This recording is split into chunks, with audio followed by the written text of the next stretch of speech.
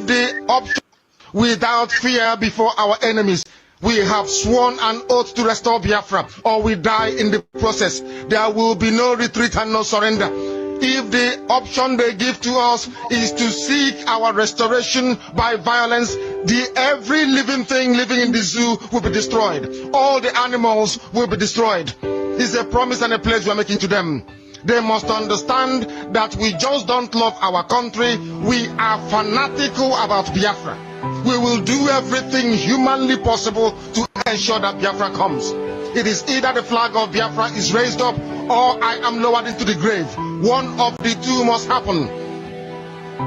It is better for this heaven and this earth not to exist than for Biafra not to come to pass. We dedicate it into the hands of Chukwu Abiyama, the creator of the heavens and the earth, because only him decreed that we should exist as a race, and only him has the say to decide and to determine if we are to survive or not.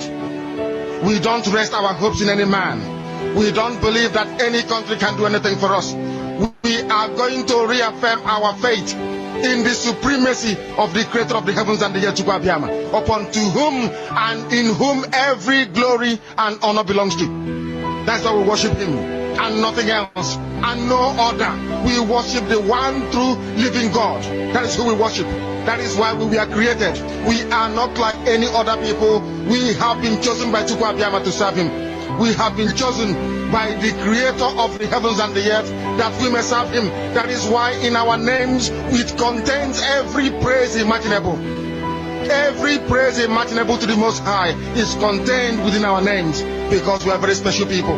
We are here to reaffirm and reiterate that. We are here to ensure that this very march towards our freedom cannot be hindered. Any obstacle on our way, real or imagined, man or woman, adult or child, anything it is, once you are an impediment to the restoration of the sovereignty of Biafra, you will be destroyed completely and totally, in every way imaginable. We do not forgive. There is no forgiveness in our dictionary.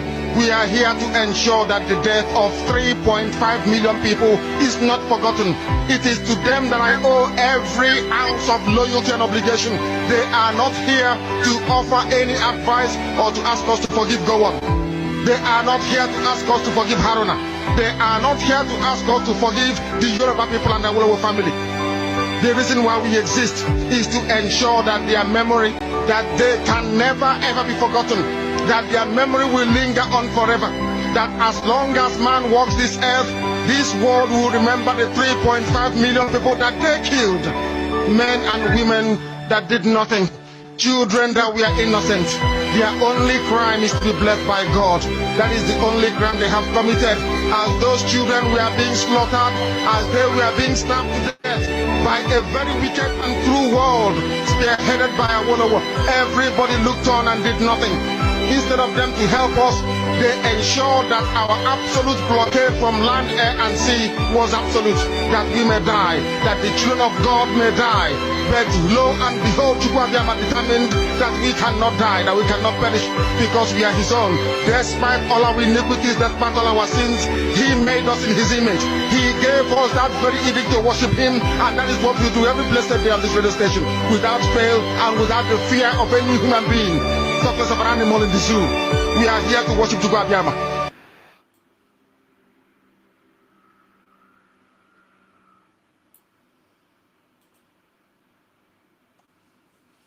All hail the United States of Biafra. Thank you so much. Thank you. Thank you. Thank you so much. Thank you. Thank you. Thank you. Thank you. We made it. We made it. That's why we are Biafrans. What we did, we shocked them. We shocked the world. This is to show the world that what we do is not determined by an individual. When the spirit of Biafra leads us, we move non-stop.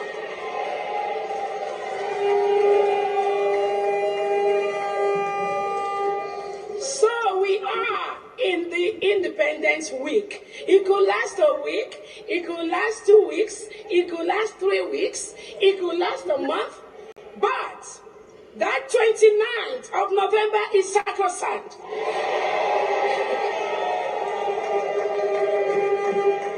And there was a reason Biafrans decided to shock the zoo, and we did it.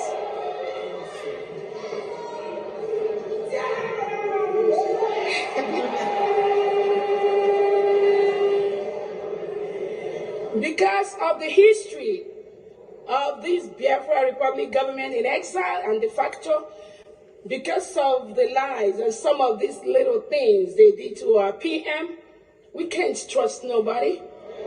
We can't. Don't trust me. I'm not begging nobody to trust me. Yeah. And I'm not going to trust you, you know. But we, as Biafra, we are going to start to learn to trust each other. So, on behalf of our Prime Minister, His Excellency, the Obadobie, the Peace Ambassador, Anon Kankampi, His Excellency Simon Eber, we Biafrans, we thank you and we greet you for bringing freedom to the United States of Biafra.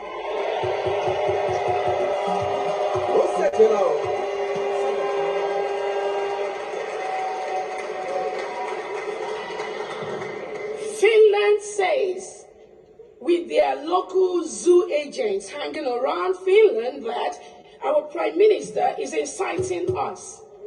Inciting is the word. And they think if he doesn't talk to us, if they take away his phone, if they don't allow him to talk to any of us, then we are not going to be incited, right? That was their thought, right? That was their mentality. Just like the zoo thought that when they take Onyendu and lock him up, we are not going to talk about Biafra anymore. Nobody is going to say anything about our freedom anymore. That is their mentality. So that little children's mentality that went into the Nigerian zoo government is now seeping into Finland somehow. But we have a message for them. If I am gone today, there are people that will be more deadly than me that will rise up to move this struggle.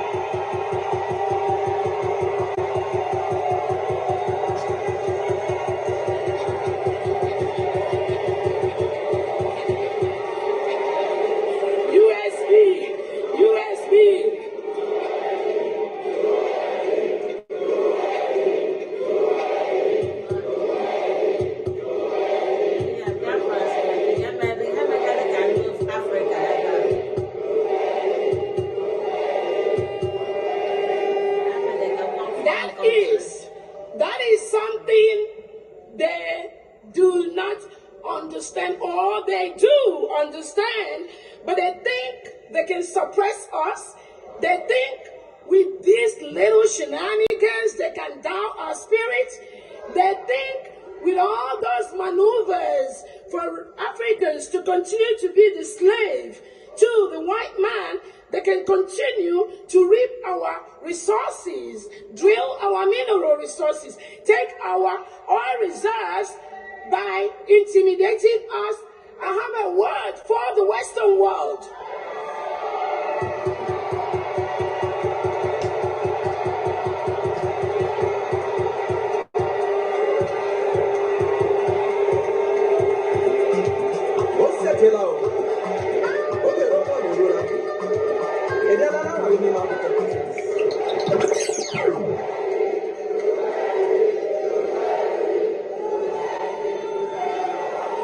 I have a word for the Western world.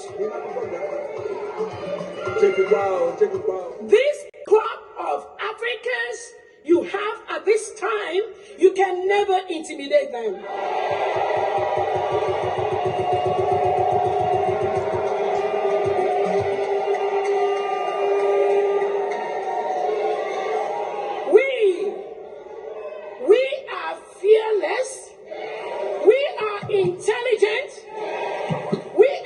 economically stable. We have the money to match you, man to man, fire to fire, money to money, anywhere you bring it.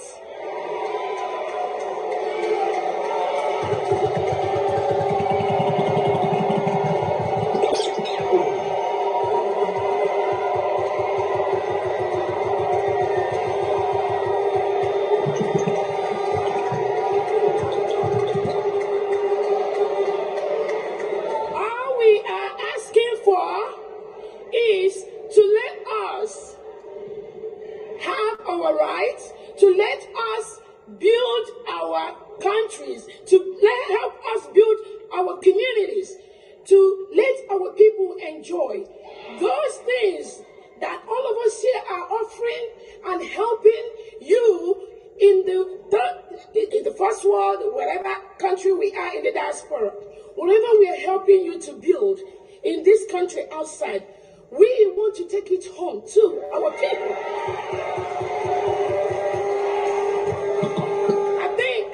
I think that is a fair statement. It is fair.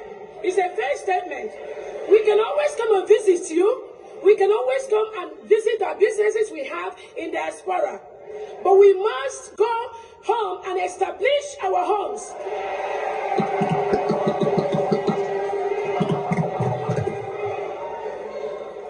We cannot continue to have the best doctors in the world in diaspora, the best nurse practitioners, the best nurses, the best engineers, the best lawyers, and they are practicing in diaspora while our own people back home, they are dying of high blood pressure, diabetes, basic health care. They are not getting it. And you think, if you are working with any foreign government, just like Michael Rubin, our guest speaker, is trying to tell the international leaders right now, including Finland, if you think that these people that have been in Finland for the past 3-4 days, we have been in Finland, we have been making us, we have been talking, we are looking for those that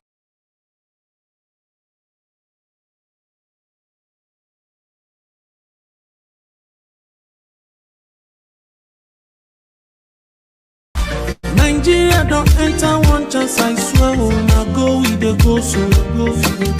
Herdsmen, they kill us every day, for them busy, they campaign again. After they failed all the promises they made, oh, then they praise themselves. Why the masses were supposed to give them the praises, we they here they run to. Move it down. I blame it on the religious leaders, I blame it on the traditional rulers. People were supposed to fight for the people, they don't compromise. Shame on the rebellious brothers, people will cry with stirring answers. Today them don't join those oppressors, they eat love. Something on the smell of. Very soon now we go perceive them. We have up when this government they cause my time bomb, it go soon explode. Revolution they come up, it is very close and they feel more. When the power of the people we triumph, the power of the people in power. They no even care, they no even send. Say the people they die of hunger. Hungry dog is an angry dog. One day you go bite the owner. Idle man is the devil workshop. Many youths for Nigeria no good job, and the country the youths got no future. The country is gone, that's on period. Move it up.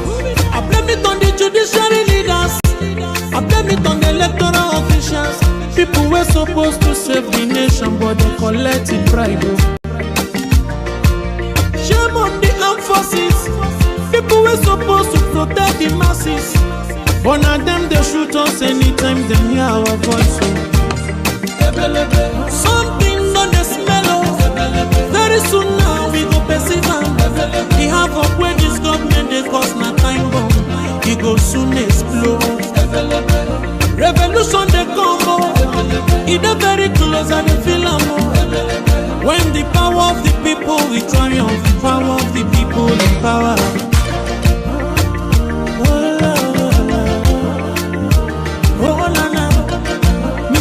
See, I don't speak my mind. Lord, come save my people.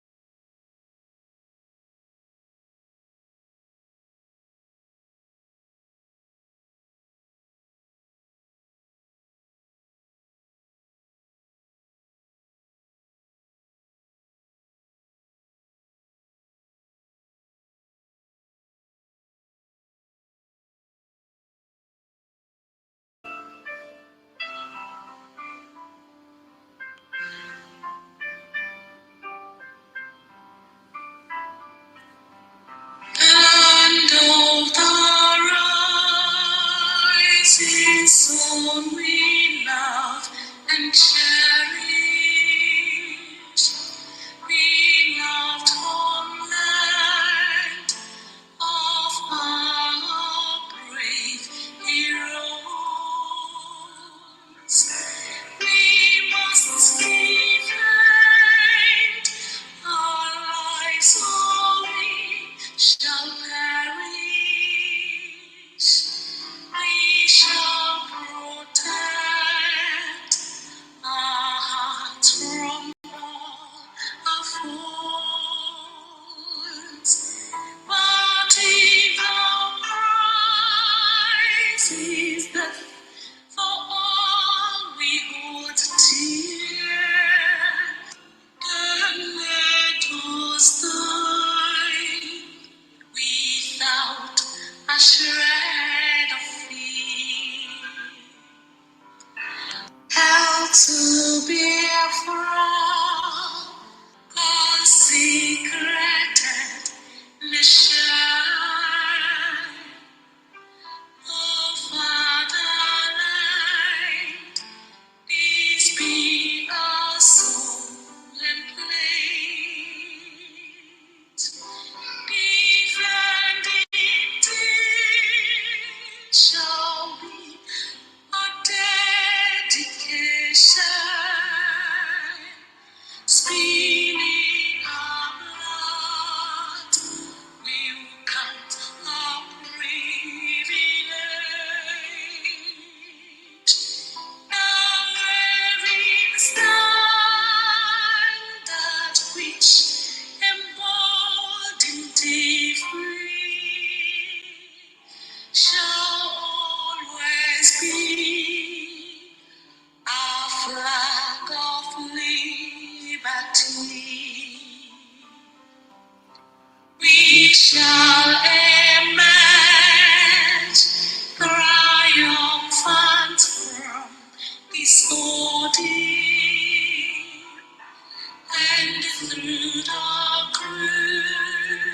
crucible unscared will pass. When we are poised, the wind of battle to win.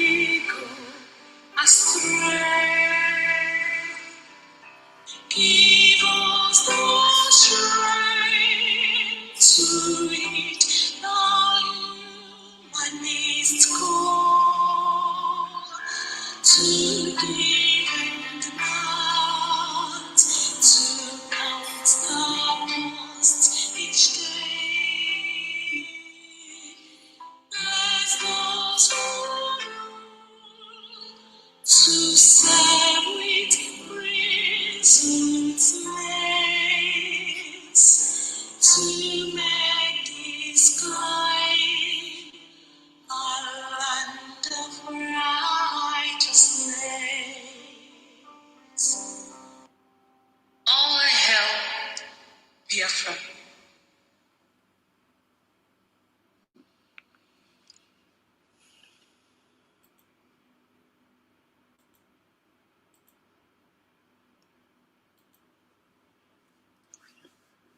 Yes.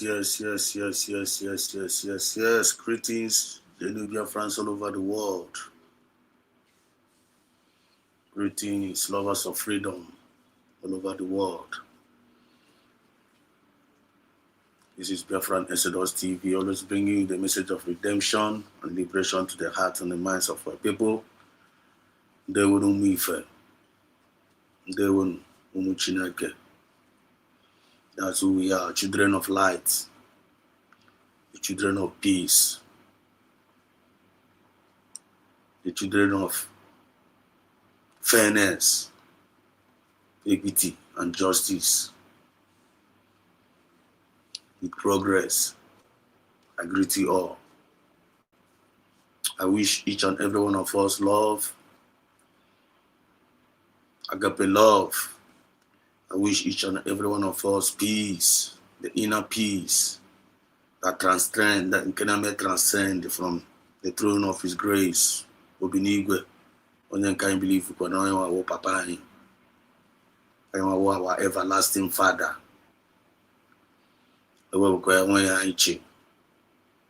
He is our God. He is the God of Biafra. He is the God of our leaders. He is the God of the Igbo Biafrans. I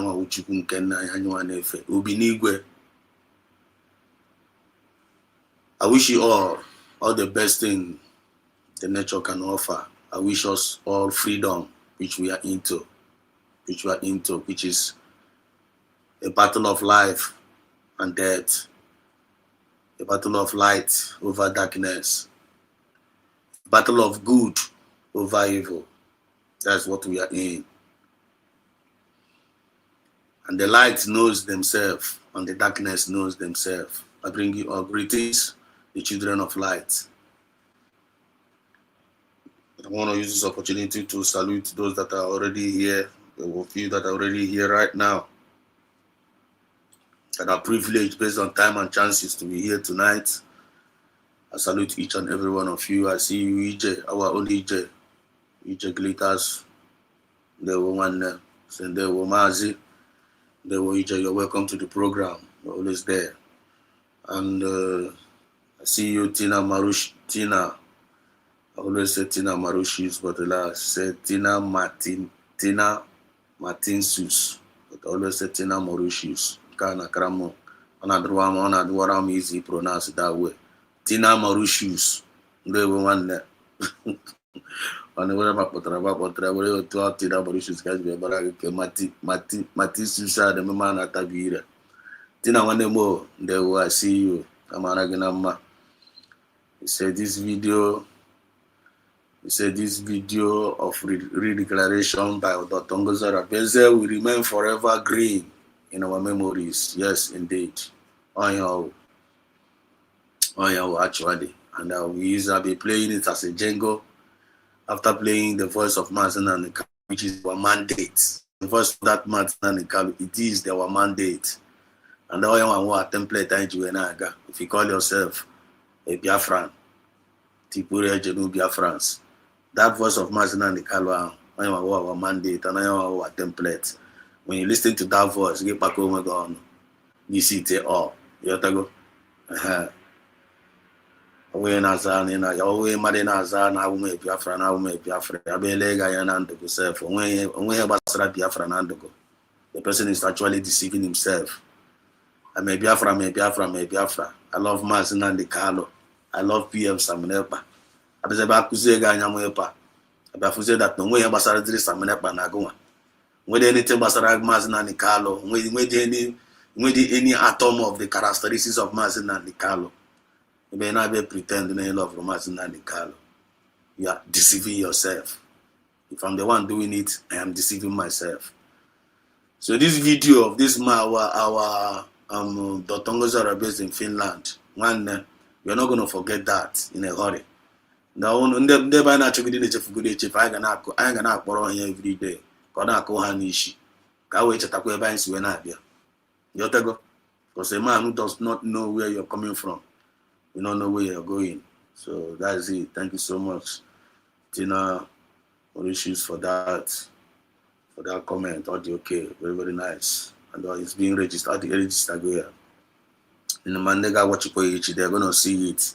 That now this video of this declaration by Dr. Ngoza Rebeze will remain forever green in our memories. You have lots of one way Mendo Swimi, CRC, CROS, fall in, fall back. The autopa, you have lots of hands that were. You have to Washia, also Haga Kewashia Brigi Kewa into 1,000 pieces. One actually him. It's only one government kind and don't be on Finland. One now buy. The devil is a loser. You continue to be a loser. I see you, my one and one. UJ, our own UJ. He says, please let us like and share as we are key in. They will know. If you don't know about that, not like the program, you share it. Morubarago, or by fire by force. Urukwemana ni find a here, or you face it easy. Man knows your mind is about, or he gossy. And that is here with act of love, not with hatred, not with bitterness, or not with envy or jealousy, or not with greediness. I need your redemption now. Makodem mage, makodem mamu. As a people, I for chaya, give man I confirm no easy. Man, it is any given I remind like the program because say like they took a yaka by your likeness. The thing I need push, the message I need push more. So that Tonyo's no koya and no. Yotago. Onyaza no kwa that thing I no on a dig mana. Onyaza no kwa. My only feel when on a dig mana. I don't dig mana. Give me talking a light button. Click the light button so that those are for where. But they decide to feel like nature be grace also. It's all like the program. It's great. Urugwarage, gere, but to make sure you get require Baro Guru. I go Gaga get Gaga Siki Gaurame otherwise negatively. Game and Bamba get Kogune Luishi. Yotago, and the Magana no go dead.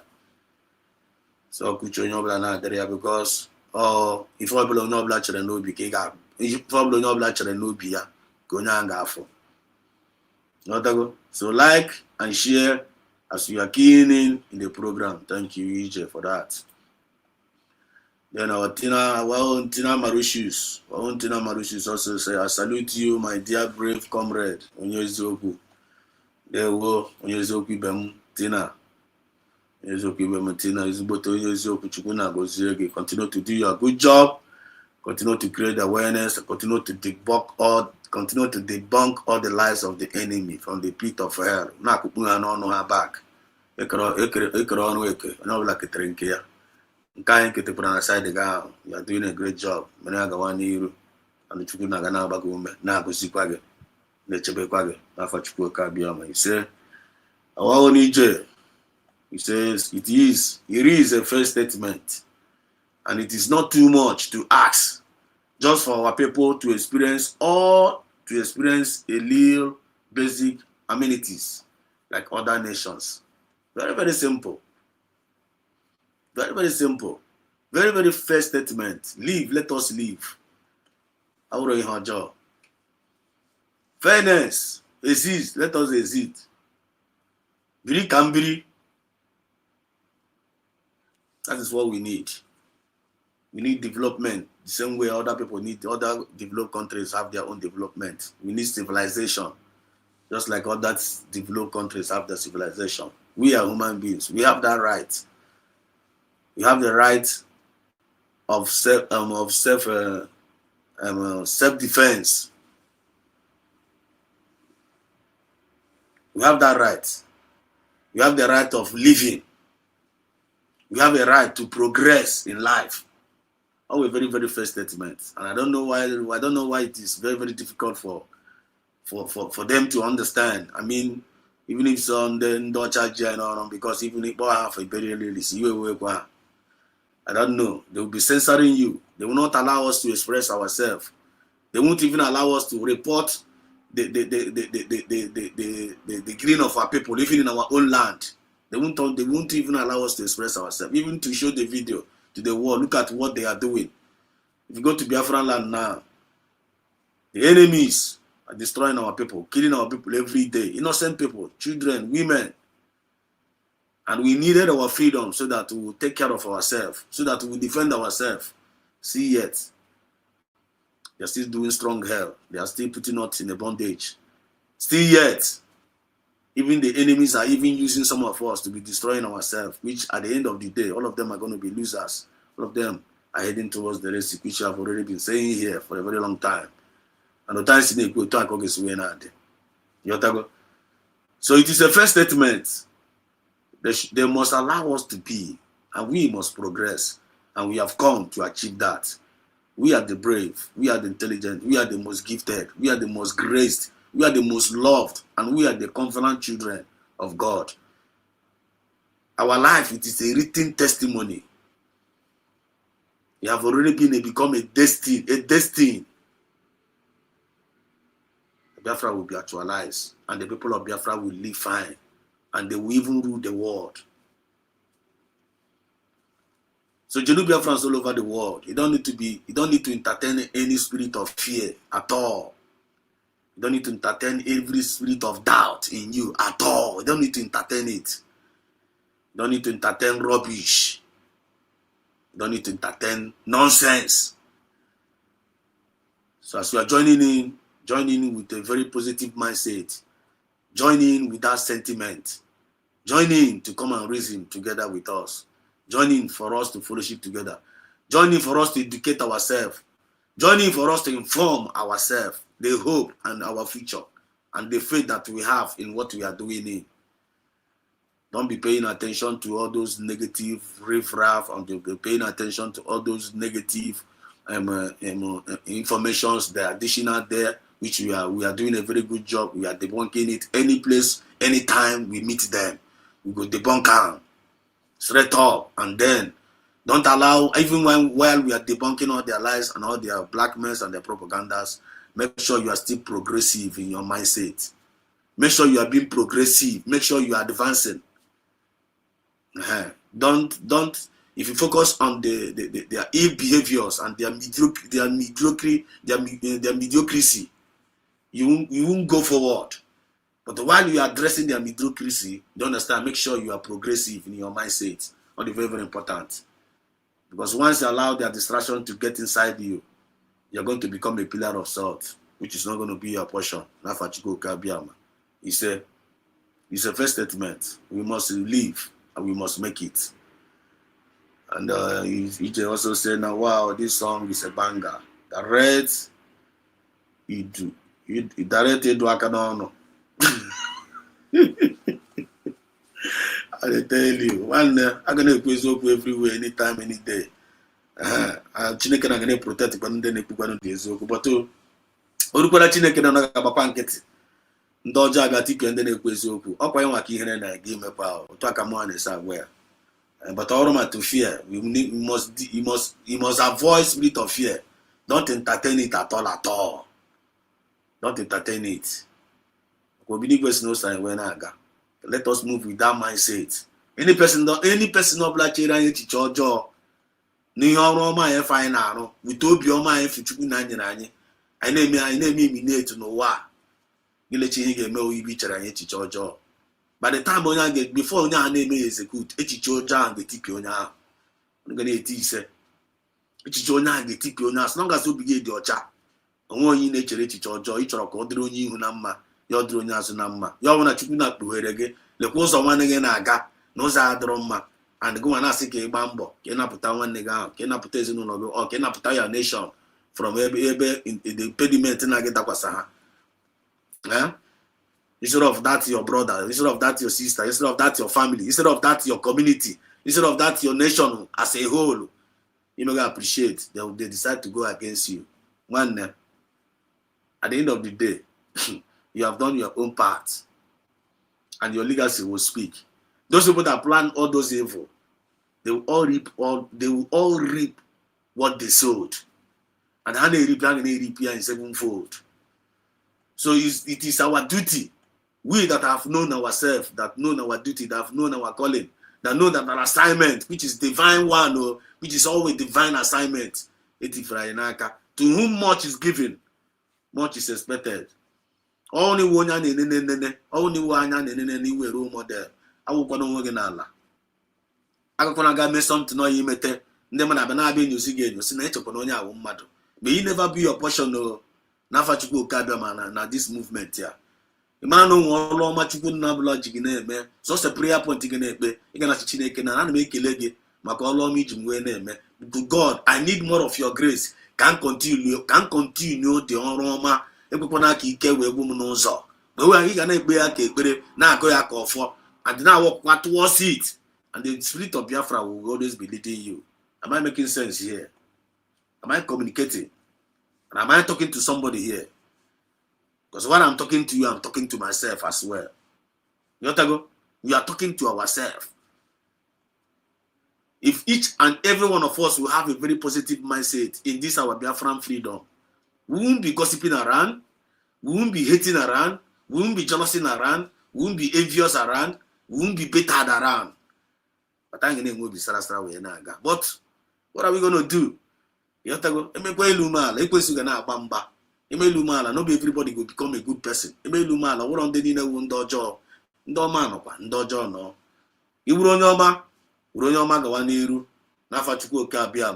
He said, so our own Triple M. I see you. Triple M says, greeting to you, Mazi Biafra Nesedos. Onyeziokwu. Do the reggae, one mado. Triple M, 119, okay, Unyoma Chukwu. It's about one Chineke na. Nezibanyo Zoma with Ilulu. Triple M, hope to hear your voice today. Hope to hear your voice. Chukwu Gosiegi, and you're welcome to the program. Tina also said, when it is getting tougher, that is when it is ending.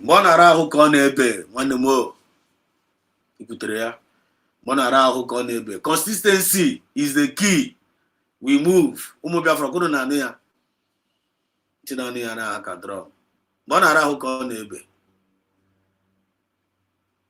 Consistency is the key. Don't give up. We move. Moving forward, Triple M says, greeting to you, all Jenny Biafran citizens. Greeting to you. Greeting to you too, Triple M. Okay. So sister said no more voice. Okay, the voice was ratified. Also blessed. Say good evening, Mazi. Also, I see you in there watching. Okay, you're welcome to the program. Also on there. How are you doing? I believe God, you're okay. And you said our eyes are still on the ball, regardless of the mosquito noise and the bite. We remain resolute. USB has been redeclared and must be protected and defended. Anyone choice. Anyone any other choice. Ahead. It is our duty to defend what we. It is our duty to defend what we declared. It is our duty, we the people of USB. When make before I forget, if you are Genuvia France and you believe in this, you are our USB for Chupunanye, this wonderful gift to our Chupunanye, now November 29. We are most blessed. Chupunanye is but a gift. Freedom, even though but that freedom has been established. And don't have to manifest every way you find yourself. And make sure you can put USB every day of your life. Never mention USB. Never mention no. Everything about you, let it be USB. Do you get the point? Everything about you, let it be USB. Many are gonna do that. In the ears of everyone. USB. The kingdom of darkness actually know that name. Then make sure now in Apple USB no. Write it down. Don't forget this part now. I forget to go now. Take this part as one of your take home. One of your take home. You go as one of your takeaway tonight's program. Don't forget that. Make sure in Apple USB. No go 247. Was a blessed. It says, Also blessed, he said, Biafrans are here to listen. For real, for real. You're welcome. Man, you know, but you relax your mind. I know in the order, no, but yeah, well, the Quago says so. Oh, no, maybe to rush. Maybe we can buy no, and ask him now, but yesterday, because I have to go straight to the point. One, or there I also saw now, yeah. You know, there was all not the gossips. Or one of the gossips. Based on each of them, I go there, says, each of you could have, yeah. Well, I had a rush, I'm going to patrol naturally. You know, go. I have an patrol naturally. You know, go. So because I be not relax your mind, but all one the God says so. Gawakwebe na Ghana, just rush the gawa. If you come back, you feel like you can still come back to the channel, give money the program. You get relax or watch. So and keep as well. Don't put yourself under pressure. People no working at pressure. People no working at pressure. More get you under pressure. Don't get people working at pressure. As long as anyone will Biafrans all over the world, who me for Biafrans, all is being expected from us. Who just put in your quota on the table. Put in your quota. What is your quota? Department in on there. Can choose wrong. Can kiss non picture in them. That you can't choose each other in Biafra. When they do it without pressure, do it without pressure. Uncle secret come there reveal here. Based on based on my own. Because which work on no land and care. More and I share my own freely to my own name. Now share here. You have to go freely. What helps me? Sometimes I don't know what helps you. I just share one can help to me. I want to remember how many would people and Kamuan. May share one Kamuan to you. Only when I give people and King. I am move Koreanaga. When I am born. I am try when I avoid bad energy. You can avoid. Be sensitive. Try to know when bad energy come around you. Try to know when bad energy bring in a situation. Try to make sure you deal away with bad energies. You have to go. I cannot be sensitive this time around. Don't know supposed now. Because to whom much is given, much is expected. Don't wait to put on a line. And I am of make sure I am a and the only way this name achieve self-discipline and moral decency. I'm still going to play to you. I'm going to play to you almost easily before. And just a little bit clip. Can I just one number there? Can I get a number again? More I need that number. Go I need the prayer. You take my point. And then when you are joining in, don't join in with sentiment. I'm joining with too much emotion or something like that. Be free. Be a man. And be a matured woman. Come with your intellect. Be open up. And make sure you activate your mental toughness. Because I'm going to cook something when they came up to go be based on if any man. Be a man. Give boya. Give boy the news. You put the news on. What will be going inside of your mind? What is the way forward? What are we going to do? What are you now? Ideas are not there. Because what we are into, you know, find on email, I will go mazi. I will go child's play. I will go my mind. You know, email, you make me have mothers of freedom. On a lot of things in the men for you can make sure you mental toughness, you can make sure you need to find on email. You're taking my point. Dispose, you know what you are actually in. Give make a decision. So man, one woman I didn't know here keep believing na give so that it will make you an unmovable person. But remember, no, you give a pattern of movement. Man, the movement represent. Man, you don't even know what is going on. In Makute, some of them they know. But I came to realize that no, a lot of us know a lot of things know. Now, but I need fan man. When they pattern this Biafra movement now, can just. I'm going to this Biafra movement now. Just can be a area. The Biafra movement. They don't want to belong anywhere. They just want to be area. Biafra movement. And don't care. I get a bad feeling. Or just in the area. And the area happen. They don't go contribute anything. They don't go make any move. I just be a sightseeing. Happen. Maybe when you have to go, okay. When they join in this Biafra movement here.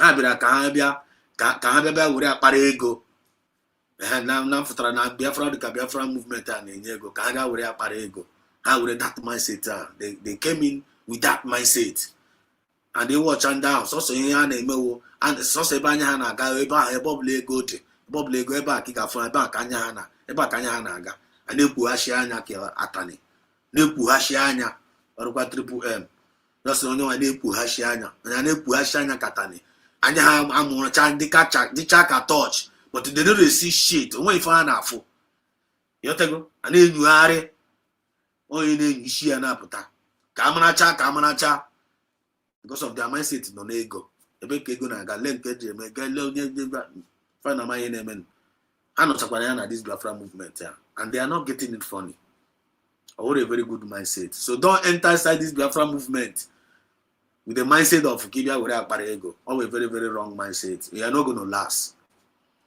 You are not going to last no matter how you pretend. You get seen elu one day. Write one down.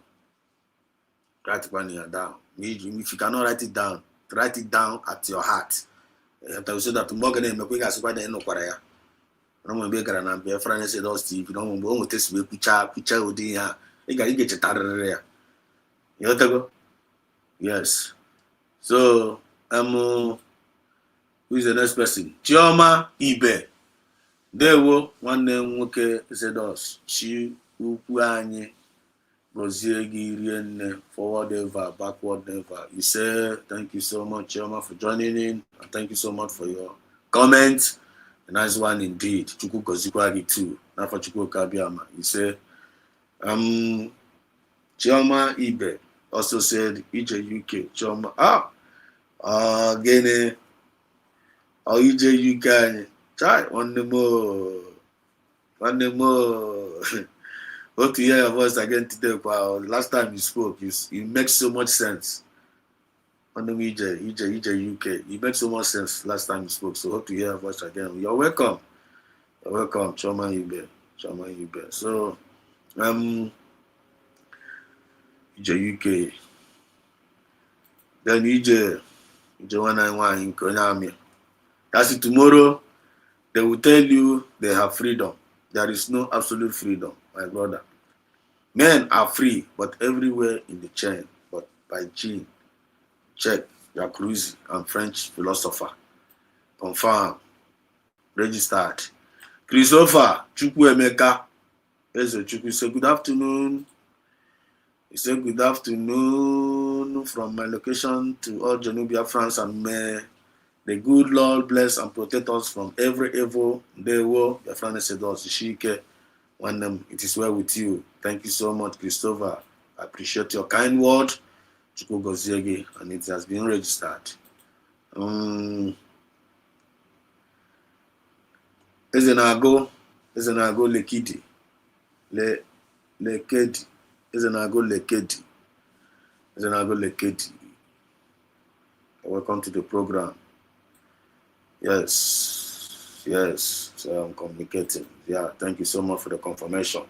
Come more other comment now.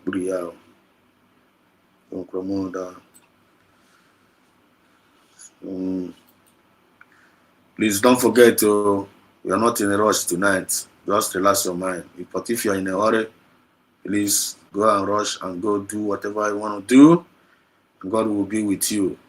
If you when you have the time, can still go down and watch it. Tina Mauritius. It's exactly, bro. They want to change the narrative. One, we don't go agree now. We don't agree. Tina Mauritius, one, I put you go now. Who if I put you go? Where the Anna go down and keep bazaar. Where the Anna go down and keep bazaar. Well, they put on a keep bazaar. I don't catch it. Tina Mauritius. After that, we change the narrative. I never change it. Careful.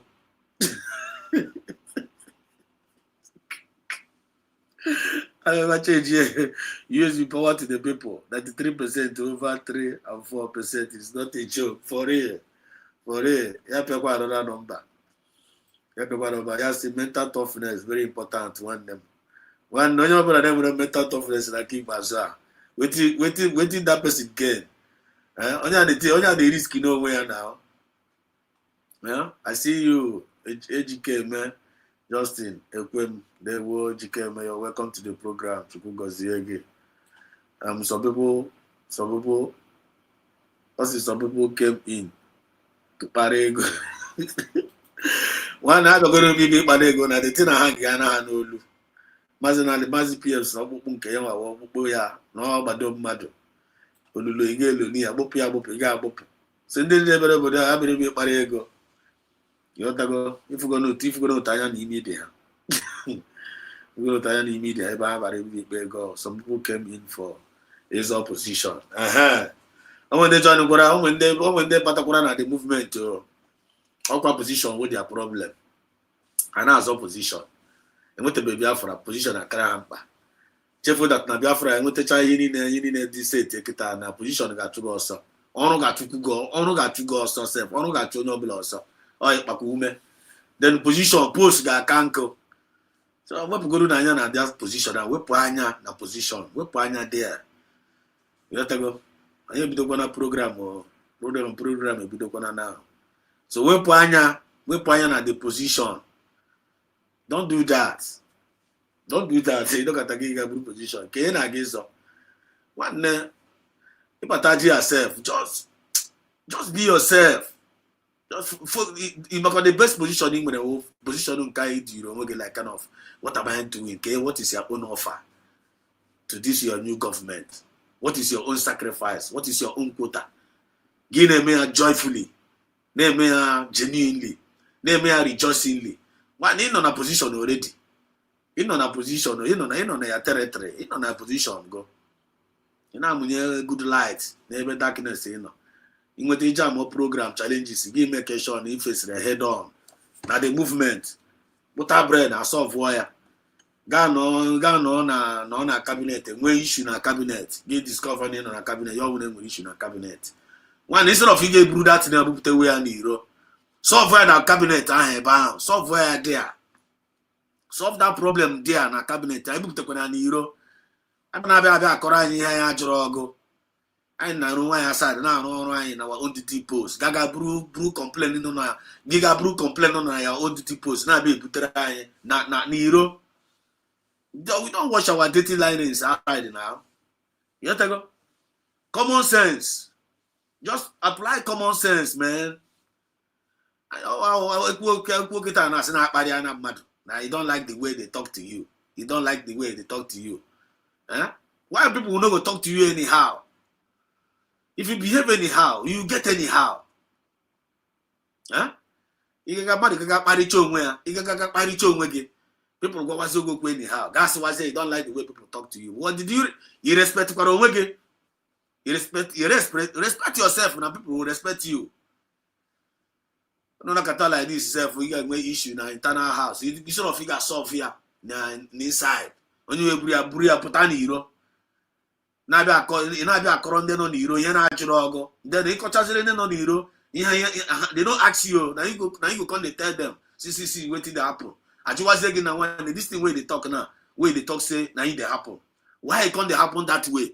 Then as you say that you see nobody have the right to ask you that question. It just go now one. Who are you deceiving? Don't deceive yourself, man.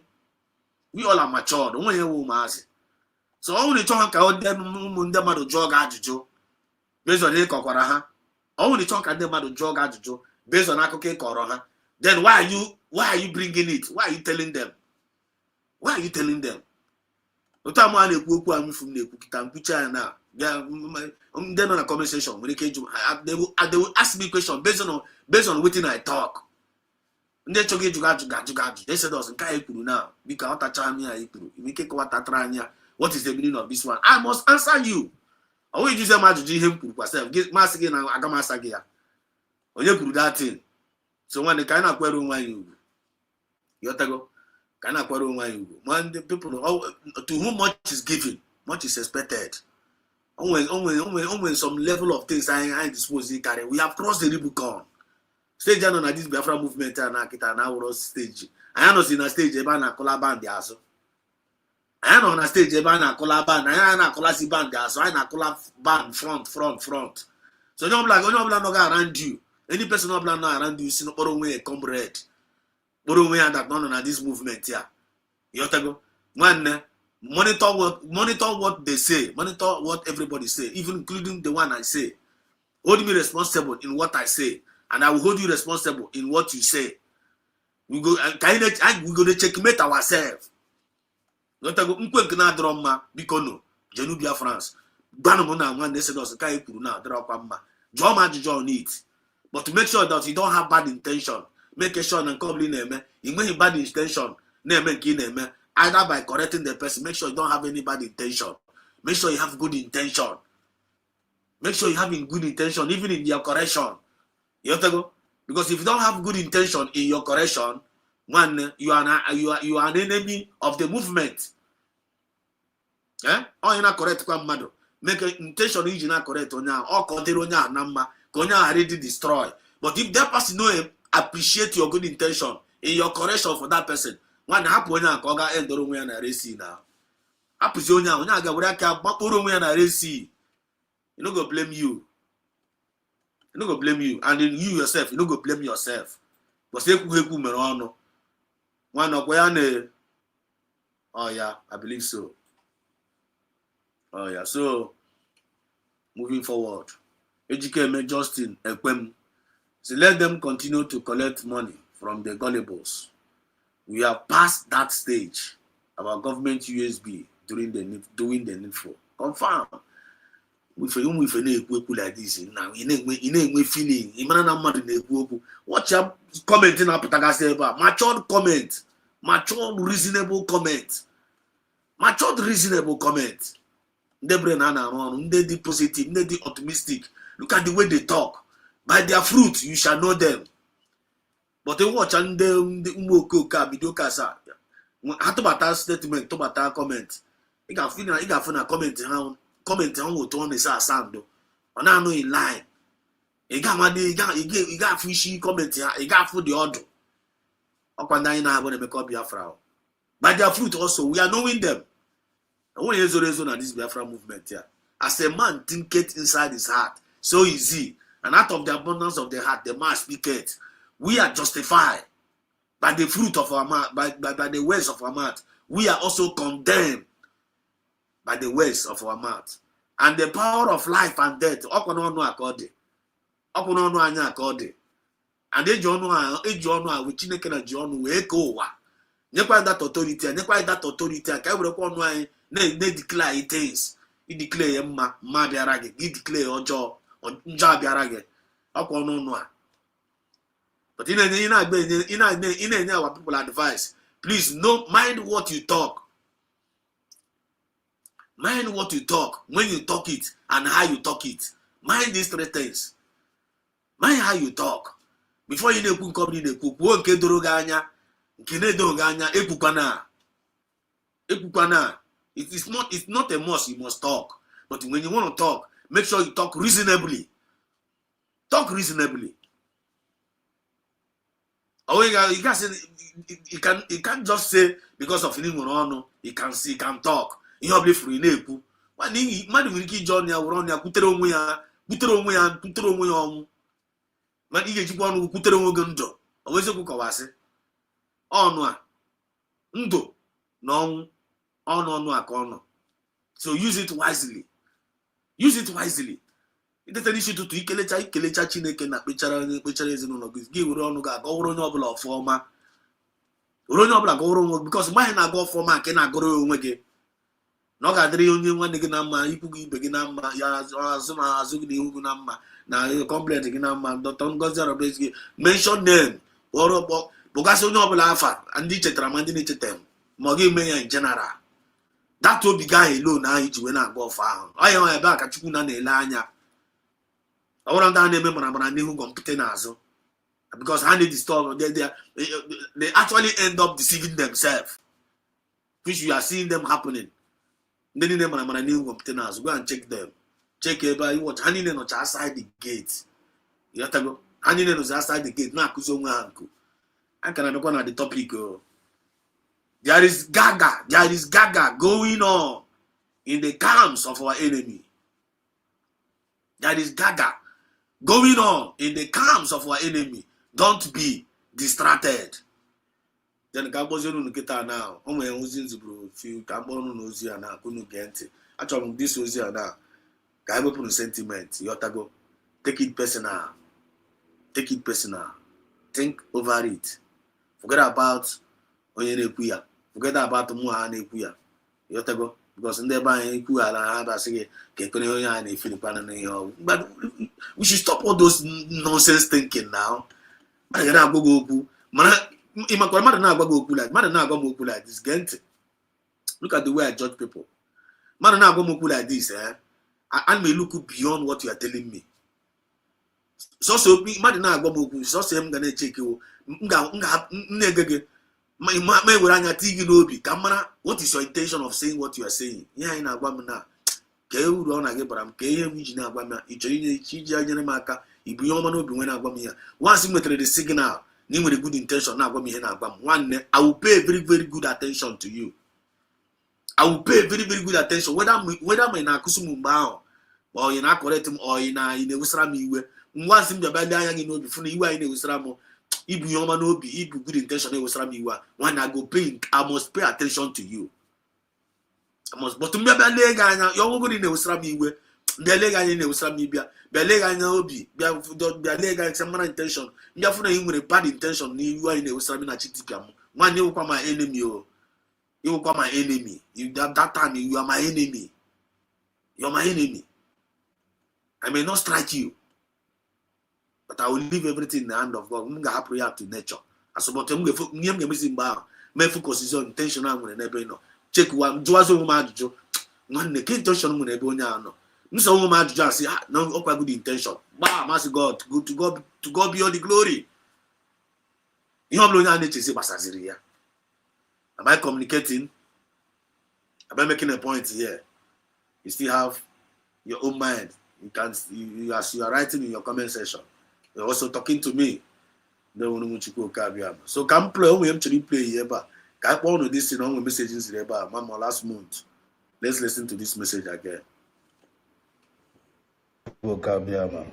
This is Biafra Exodus TV, always bringing you the message of redemption and liberation to the hearts and the minds of our people. Umi Ife, I salute you.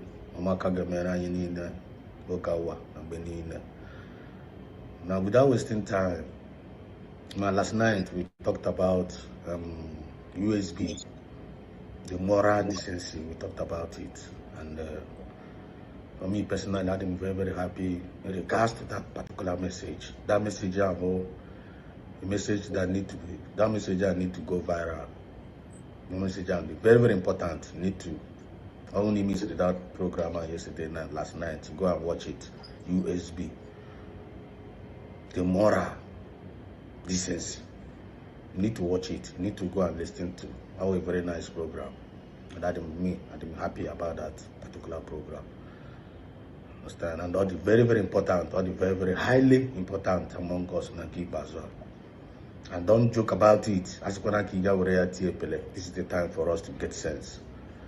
It's actually the time for us to get sense. It's actually the time for us to respect ourselves. It's actually the time for us to face the reality at hand positively. This is no more the time of entertaining mediocres. This is not the time for you. You know, Katagi, wherever na chukunanya as Biafra, against one another. And you need to stop that. You need to stop that because we need to see me. No, we want to get back. You know, so now we must apply our conscience. And you better apply our conscience, God's given conscience. You know your conscience now. You know conscience now. because I mean, come, and kind of matter, no kira no year, no kira in his own image. So I want to chukuna kira in his own image. I dispose in behave for chukuna one way or the other. Yotago chukuna get kira in his own image, and I get behave for ka woman no man. Yotago, it doesn't make sense. It doesn't rhyme. It doesn't rhyme. So you were mad, say we're mad. You were mad, say we're mad. When you mad, mad with the image of God. Yotago, you were mad, say we're mad. Because when you mad, mad is the image of God. You won't okay because you won't okay. You won't okay. I will put on okay to Punagi Kachagas, okay, Gani behave can why. It doesn't rhyme that way. So I want to Puna Kregas, okay, you won't okay. Be that man. I want to Puna Kichagas, a man, Guinea behave ka a woman. More and a quasare, more and a quasare. It doesn't make sense.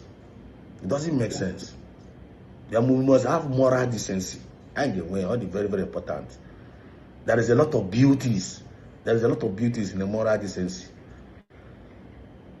When you do allow quite well, what would you now quite before?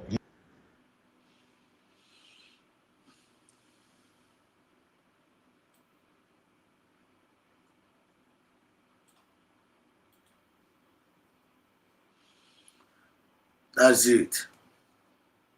That message, I just wanted to bring it in the forward again. Can we remind the wrong why? Can we remind the wrong why? The important. How important all the nan and keep as I find an email now for us to have that self-discipline. Because no matter na say na Jews and I say na Jew my spirit na Jew Chineke na say na Chineke na message ka ibere banye kwa mmadụ no na keep as mbia gwa umunnem ya gwa asa discipline and moral decency. Yeah, this is not they don't want to hear this. They don't want to hear this. This is not their line of action. They don't want this kind of message. They don't want it. You have to go. Most of us will be behind the bar charabaro. You know why you know the message happening. Yeah, message. Yeah, all the message actually no. Ebana kwasere. Actually, ebana in the money because I'm money be issue. I don't understand. You know, I can manage. I can't work against the one who's here. I can't remember. But I heard him very, very clearly. See that I thought you say you love Biafra, you love Biafra, you love you, and you say yes. I can more Biafra, you say yes. I can love from my people, you say yes. Do I love my nation? You say yes. Yes, and I am. Do I know the problem of my people? You say Chukuna, Moama. Yes, now the problem I know. Most of us, I'm Nigerian, one or they find an email now. Now, Aprama Agwajo, tip away a lot of us. Aprama Agwajo, they tip a lot of us. And when Bobla Onya, and when we are saying up of Aprama Agwajo, and Yama Uchukuna, if you are not to rate Aprama Agwajo, Nina Anna Aprama Agwajo, you are your own. And when about this way, Gaga, because need reject here. Sakakuchine can I quote this way reject Panagan, or one will be a better. He disposing man, yes, now, and make one no be a better. Yes, and Yama de Muru, Yama de Muru, a better, to de deserve a better. So let one de deserve a better in a better better. Some couldn't pay attention here, please. Well, then the wounded, Mr. Chukuna, let one de deserve that to be a better gam. Yes, none, the only people who were the guardian merciful among us, and they are getting many brave, and that will be a better among us. Now, when the lion no be, now what you them on art, now I will be canning and anya. Now, most of us need to see why by behind an art, but to be behind a why, and I'll be behind each another different thing. I'm an action and an art another different thing. But now I want a better Gaga, and they will be a better among us. You have to go. Now myself, a Lego man, no be Funam will be a better Funam. Now love from Denkem, now love from my own people. I'm be selfless. Now I'm not Zia Mozia, Kangazia, our people. For them to escape the dangerous consequences in Agita Pasana, the nearest future, or future Tapasawaga and Tapaso already. You have to go. For them to escape it. or for them to amend their ways, and not the very, very simple. Not the very, very simple, but even though Hannah find themselves, it's not the very, very simple. But this people, Hannah find this message very, very hard to comprehend. Even Hannah Bazi also ka Hannah Bazi. Yes, Nangwa, no Nangwa. No way about the also with the problem. No, sir, Hannah, but Abachapa the Osa, Ngakwana. Now, about all Hannah about the message also. Nangwa, Abachapa to sound. Nang speed down had to be about the Osa.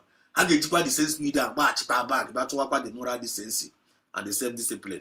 Or Pana, the I want to have it, I want to get the available. Magasika Habachika back.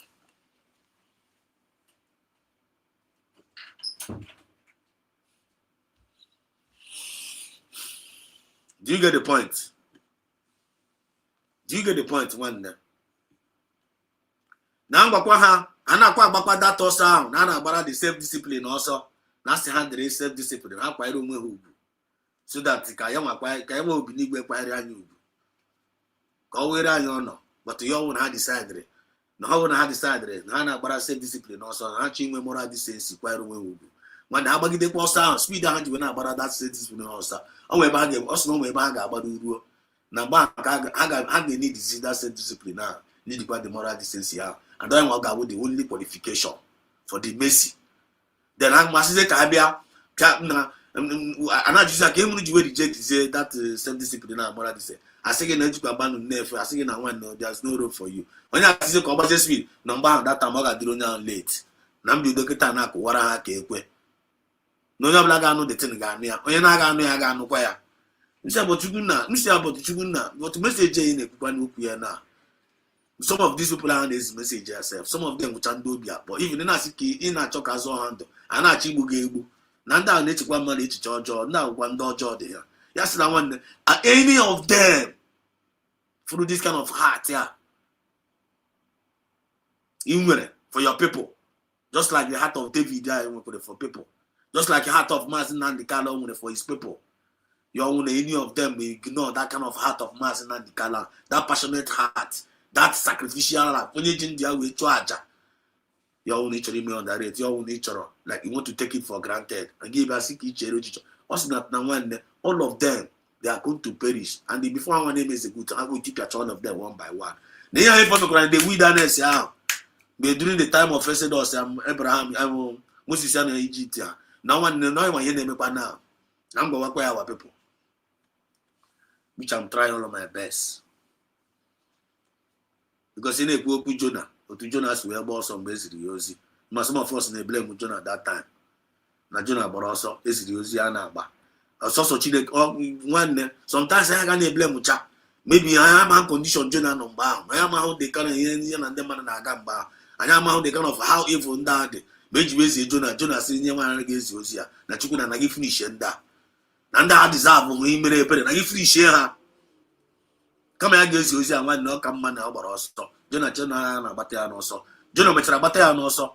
One day, if God have chosen you, listen to your inner heart. On Wosi Chukuna to you, one of the no using at this Biafra movement here. When you Chukuna do young Wosi, I need them was teacher. I need.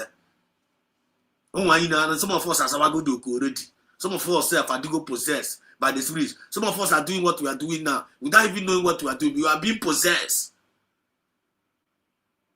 Only if you can testify to what I'm telling you, we can. I know I have a witness for.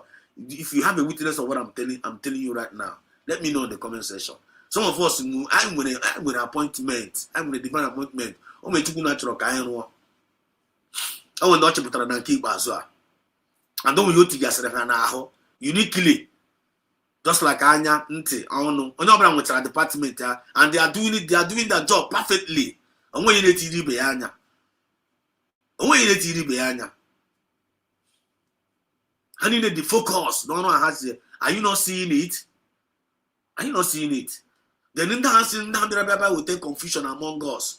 All those mosquitoes, all those marauders, all those invaders, all those infiltrators, all those blackmailers, all those smoke infrastructure, all those complaining and murmuring freedom fighters without solution. Are you not seeing them? Are you not seeing the kind of Hana Mita? And when Hana Mita more of frustration. Check them now. But they are using the name of Biafra. Are we using the name of Biafra? You can't use the name of Biafra and deceive Biafrans anymore. You can't use that name, Biafra. Also, you Biafra. Tigide and here from morning to night. One never do with ever getting a nego in Amita. Ebe Chebrigo, you teach Biafra. Biafra get Chebrigo. We need Biafra. Can put on Amita na this Biafra movement. Can put on Amita. Eba Chebrigo Nobel and Poro, or by Ikuya no Biafra. One non Porogo. You may put on the cinema Biafra. Bam, a Chebrigo and Poro. A Chebrigo and Poro in Amita. Onye ọbụla na-echebiri ibe ya na mkpụrụ adị mkpụrụ ahụ dị 2 dịsị mkpụrụ ahụ ife a na-amịta ọ dị 2 ọ dịrị ọkara ihe abụọ mkpụrụ ọma na mkpụrụ ọjọọ use that name Biafra ọkwa tu abamba ma na-eme Biafra sabego bịa kụọ Chiamaka anya na ime mmụọ kụọ ya anya na mkpụrụ kụọ ya anya na mkpụrụ na-amịta na nke ikpeazụ afụ na mkpụrụ na-amịta babash. Now if the guy is not representing that Biafra ọ na-ekwu n'ọnụ ya ọkwa ha gbara ya boot dosa ya one side. Here in for honors outside the gate, Kitana Bazi Bono. About it by the movie, feeling not irrelevant. But only they have left him, both spiritually and physically. I know the and always open, always fat. Yabana Kadi and then oh, based on Umpurana Mita. Yotago. So that was young. I forget with it now. You watch a message from last month. And I'm not saying time you find on email now. I will time of flying and Jesus. I wouldn't want a poor, I wouldn't mind to knock at an form of that. Yeah, was just here. One no time no more, I won't use. I am a servant. I won't use. Before I better was here, Unagama, how long about the also carries the Josie. Igama, how long? Was only a Korogo way before the water. But to do to the love we have for each other, due to the love that I believe I'm one daily on a channel now. I'm one, I'm the connected in the spirit, I'm the linked by myself. We are just like we are blood. That's why I can feel free and express to you, to my people, what is the update, what is going on. The knowing. Kitas now. There is Gaga going on in the camps of our enemies, which is a fact. Which all of us can see, which all of us can agree to. And in the Arana Baha now, always open Kawase. They did not conspire those conspiracy and all those plan A, plan B, plan C, whatever. Which they are all of them they are confessing now. You need for her name, confession now. You need for Mama name, confession can confess. Yotago, man can one wish on a confession. Who didn't cry? Man, these people they go confess, and while they are confessing, they will be destroying themselves, they will be exposing themselves, they will be castigating themselves. Because that is to this movement. Seed of discord, disunity, betrayal, distraction, destruction, stealing, fraud. You think that they're going to escape it? They're not going to escape it. They are heading towards the Red Sea. The question now, don't be distracted. Because some of them, all these Maruda say, and I hate deceive a lot of, oh my God, they have deceive. Oh my God, they have their soul. Their soul is irredeemable. Oh my God, they have grateful. Oh, when they question use the one and you short up, oh my God, they go to their soul, and in the woozy, that is harmful. The same thing I'm going to witness is happening in our days now.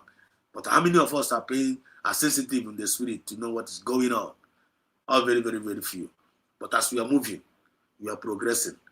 Then on the side of USB, one had the save. As long as you know they are genuinely. How can you claim USB? What you got the man gets to one day. He gets to one day. I want to join this USB with the mindset of one. Give a opposition. He gets to one day.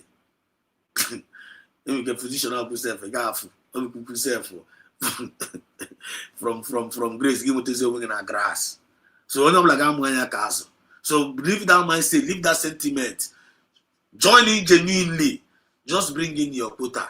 My quota, I'm putting in my own sacrifice of my own quota as little as I can, and leaving the rest to God. Now for more grace. When you go more grace to do more, I will do more. Ndozo nkine ihuna na mo ando ezino nom na ihuna na amumanya. Na me go take my hand, sponsor the thing, buy my data, buy my stream yard. But in there no kwasa gana agwage. The Tongo person is paying them. He buys stream yard for them. But the guy money unde no koro nwa independently. We can not sponsor nwa, and they are doing it joyfully. They are doing it joyfully because they know that they are serving their nation. But in there on the other side, because whatever allegation of that is what they are doing. I can never see they are being paid. They are but because without even demanding shishi from the government, they are just doing it voluntarily, joyfully. We are a gift to our government, and our government will be a gift to us in the nearest future. Because you are a newborn government. One for our we go pamper the provide pampers, go and she train wire. Mecha yo bazo wage. Iga nubo kunyoka. Oka ge mecha muo yoto. Ga bo akwa mi boya mi to tiri mecha yo macho dry ga you harvest. Government aka me put yesterday. Konyo bla ndiri na baleka ka ha kubuo ka ha kutuo. It no ga dey possible. Since Herod was not able to terminate the life of Jesus, the no kingdom of darkness will terminate USB. No kingdom of darkness will terminate USB. Since they were not able to stop that declaration in Finland, at the end of the day, declare na Finland, the highest victory. Take it or leave it. They are all going gaga in the camps of our enemies. Don't be distracted. Going back to the comment section, please, are we making progress here? Are we progressing tonight? Let me know. AGK Justin says, since I started contributing and supporting the Biafran struggle, I have seen God's favor in my life. The struggle is highly spiritual. Confirm. It's what is you telling you, Mamua. I'm going to be able to be able when I serve this your new nation. When I will be able to be able to na share a program na depositive na agro no forma. Chukwu na aga agbawe ga aka. Igene number 1 ige mugudu udo mkpuru obi. Number 1 ige mugudu udo mkpuru ige mu udo mkpuru obi ige mugudu ige di relax. Ina aga like this or dika si ko when forces so ge we na aga. You go. All the spirit of Biafra na lead igi. Imo obi sare Chukwu na one word ego ha ji na ato itocha ya another one abatakwa. You make a donation, you go donate, you no go run dry because you are supporting. You want to save your future generation. You want to develop your land. If you want to be, when I mean him, if you want to be, you will never quench. So if you focus on the way quench in your minute, you can be see your man. And once you stop doing that, your man in a Biafra, you become a pillar of salt. My hearing a lot now. Some of us have turned ourselves to a pillar of salt in this Biafra movement because of hero culture, because of stomach infrastructure, because of position. I don't know how to a pillar of salt. And once you turn yourself a pillar of salt, now, it can't make any sense anymore. It can't already make any sense before. It may present in a group. He gave was order. Like some of us now turn one at this Biafra movement, and was the issue, and was the order. Biafrans match all of them now. And this is you up to issue. This is you up to issue. Maybe I call to one half Piapu in a hole. Biafrans are not actually when they won't go Biafra. They want to go home.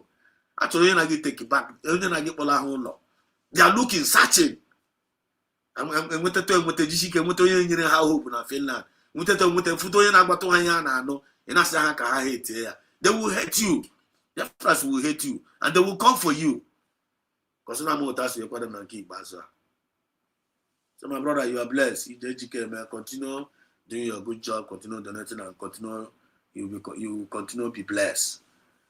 You don't want to say you are making sense. Say we are making sense. You are making a whole lot of sense. Thank you so much. Thank you so much, colleague. Thank you so much. I'm educating you. Say right on. Ride on, we should ride on, confirmations now there. We are in agreement. He just says moral decency and self-discipline. So moral decency and self-discipline is the foundation. We ought to examine ourselves and our conscience. We ought to examine ourselves and our conscience. We're not like this was in examine conscience ya. Name nke mwa gwa name nke gwa. Ina ajo mo nyam name na an memete ko ya. Ngotu si we chom mmadụ okwu. Ngotu si we kọtọ mmadụ onye aka ya dị ọcha. Ngotu si we gba amụ ha gbagide somebody. Ina ajo mo ina ekpo nwe gi ikpe. Ina mo go cross examine. Before ina ajo onye ọzọ gị buzo check godo onwe gị. Mana ma ya na gị mee na nwanne onye a na-eme na chi condemn ya. Ị na-emekwa ya. Ihe onye a na-eme na m na condemn now. Before you go, because some of us now did very, very fast enough to condemn somebody without even checking ourselves first. Before my me condemn, you need to check your room. You need to check yourself. You go. Okay, you are saying now. Go and give us a job again. And me make this thing on your name now. You check good. If I such a job, only you are not a your name. When you're not person with alacrity. Not person with good intention. Someone here in the Makita no draw come down, no get go. Oh, a good intention advice they are. You have to go. No one on one email, no one on one email, dear. One day because you come with the advice and you're packing now. Bagam perfect is one watching it. You pay her like that. One day in the Makona drop one man, no get the brother give the pago. No one on one, the Makia in the man, one day because advice and you're packing on your pamia, you like a prayer. I want number each the Madu, which they offer. Are we progressing here? So that's it. Thank you so much, EJ, for that wonderful comment. EJ also said, Nanki Bazwa, my woke, my wine. Nanki Bazwa, my woke, my wine, and Aquas. Let us talk about a little more about Asre. Gossip. We will talk about it a little bit tonight. Asre. Give me your Asre. Asre was somebody back or something.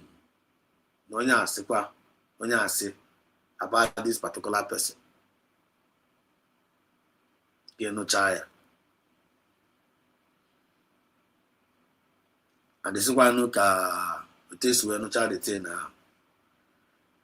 He get money on corrupt that thing and say, "Nah, I na corrupt now. Yeah, in a crumb now in regards to this particular person now. On here, me, I never see yes. It is shown on your Kuria, never more, you see yes. When I people allow no say that now, this one one day, well, this person now put this now, it's no put this now, but me now. You will keep equal the same thing now, then the way, on your see yes, man on your genuine, or what I said they are. When I see yes, I get boy, no young could now, yes, no one more put. Now you are is no what you pure cocoa.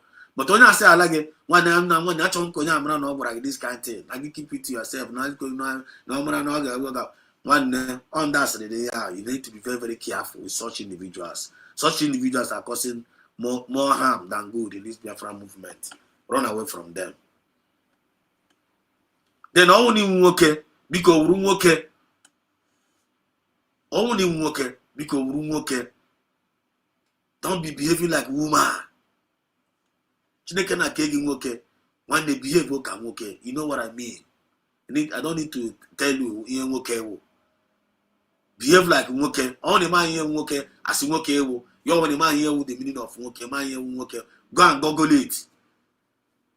That Google all the characteristics of a man. Google will teach you. Only man here. Because room okay. I will gonna wine. Then all name can wine at this Biafra movement. Please be a woman. I'm gonna be a woman. Then behave like okay. Be a woman. Be a mother. The same quality of mother, good mothers in them. Where ya? Because only way woman at this Biafra movement, you are not behaving like a good mother. You are one of the enemy of this movement. You are one of the enemy. Okay, no for to Biafra we love COS, right? Have you seen COS or when your force or say be love? Or when your COS or force or your say be love? Or when your force to say love where? Or when your child see must love me. People naturally just when I can not love the woman. Because of getting and I put motherhood, never the woman or no. And I put motherhood. Mumu okay, mumu why? And I put motherhood, never the woman or no. Naturally, they are loving her. Then when they win doors up, the other mother's name misbehave. The other mother's also name misbehave. Even they will see her, and then we see the woman annual for. If why you get the woman annual for? If you are jealousing her because of the way people love her, why can't you do like her? If you are jealousing her because people Biafrans are in love with her, why can't you do like her? So that Biafrans will give you the same love her. They will give it to you. And the good news about this Biafrans now, Biafrans na chonye ha na enyo bi herself. Biafrans are looking for. Biafrans na chonye ha na enyo bi hanye. But I find that very, very hard to find how the rightful person against the obi. Biafrans the willing in your bi and enyo bi. Just talk sense to them. Hey, we don't be hanye. Just make point. Just be reasonable. Just be trust. Just have integrity. When self-discipline and moral decency, Biafrans will have respect for you. They will have respect for you. So let us begin to build this moral decency and equity. Let us begin to build it. Let it begin to speak in our life. Let it begin to speak in our family. Let it begin to speak in this our new nation, which is USB. Let it begin to speak for us. Everybody fear him and appear. You know, charity begins at home. From all of God itself, because we don't get testimonial from all of God. Are you a good man in your family? Away be put on saying Biafra. As a man, you are a man. You're not going to Biafra. But as a man, are you behaving like a man in your family? Are you in charge of your home? And we could self-discipline no logo. And we could moral decency. And they preach it to people. And we could no logo. If you can answer that question correctly for yourself, and you can tell yourself the truth, you're going to take good from there. Then, as ana mama no law, ana mama si no law wepo anama. I who don't know go first before we go in and you that side. Always go kawase. For me, always go. Onye who don't know there. Onye who don't know there. Go to the feel on hang in that side. It's not possible. That's why some of us have been deceived. Some of us have been deceived because I am not this sensitive enough to study. To study them. Study them. Know who they are, know what they like and what they don't like. It's not the childish things in the person, or even in the group, everything. I'm gonna make you gonna package you off. I'm gonna make you gonna wear boundaries. Our boundaries need to get across. Our here need to get our here need to get art. You got this self-reserve. Are you getting the point? You got this self-reserve. Full time.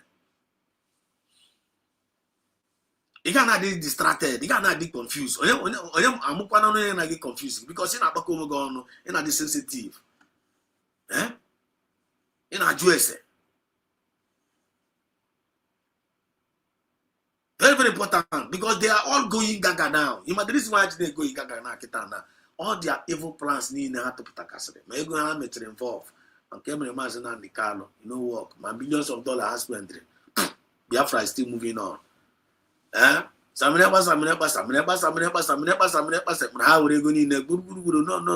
you allow this guy, is going to declare Biafra, and once he declares this, I don't want to don't allow him to declare him. And he get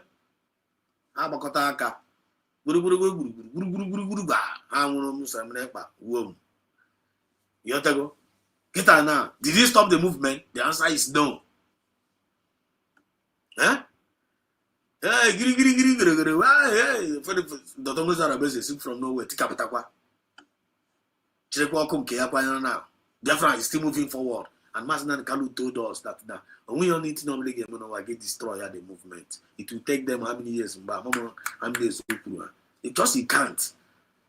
And the Tongas is been Finland now. Unufilino Masna the Carlo. Conufilino Samenepa. They will end the struggle. Or I couldn't nature. Why was saying it in Finland? I can't stop playing that thing. Each time I play that jingle, something new drop inside me. Each time I play the jingle of Martin and the car, we're gonna reassure you, we're gonna get this Biafra. If you don't get this Biafra, somebody will be lower down. And when there's something new, always jump inside me. Because when the spirit of Biafra leads you, you will move without stopping. Don't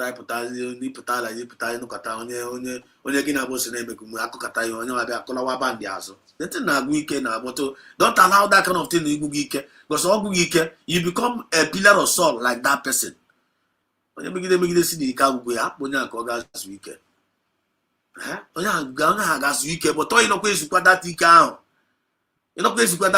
as in make question in a gas work weekend. Away if you see the chago. Na-emezi nwezi ume ije nyepụtakwa bịakwuo okwu nwanne Biafrans ga-erikwa onye nkaji jiri Biafrans a ga-eri onye nkaji ozugbo because obi adọrọ ha mma. Then if you don't want to move them forward, don't try to discourage them.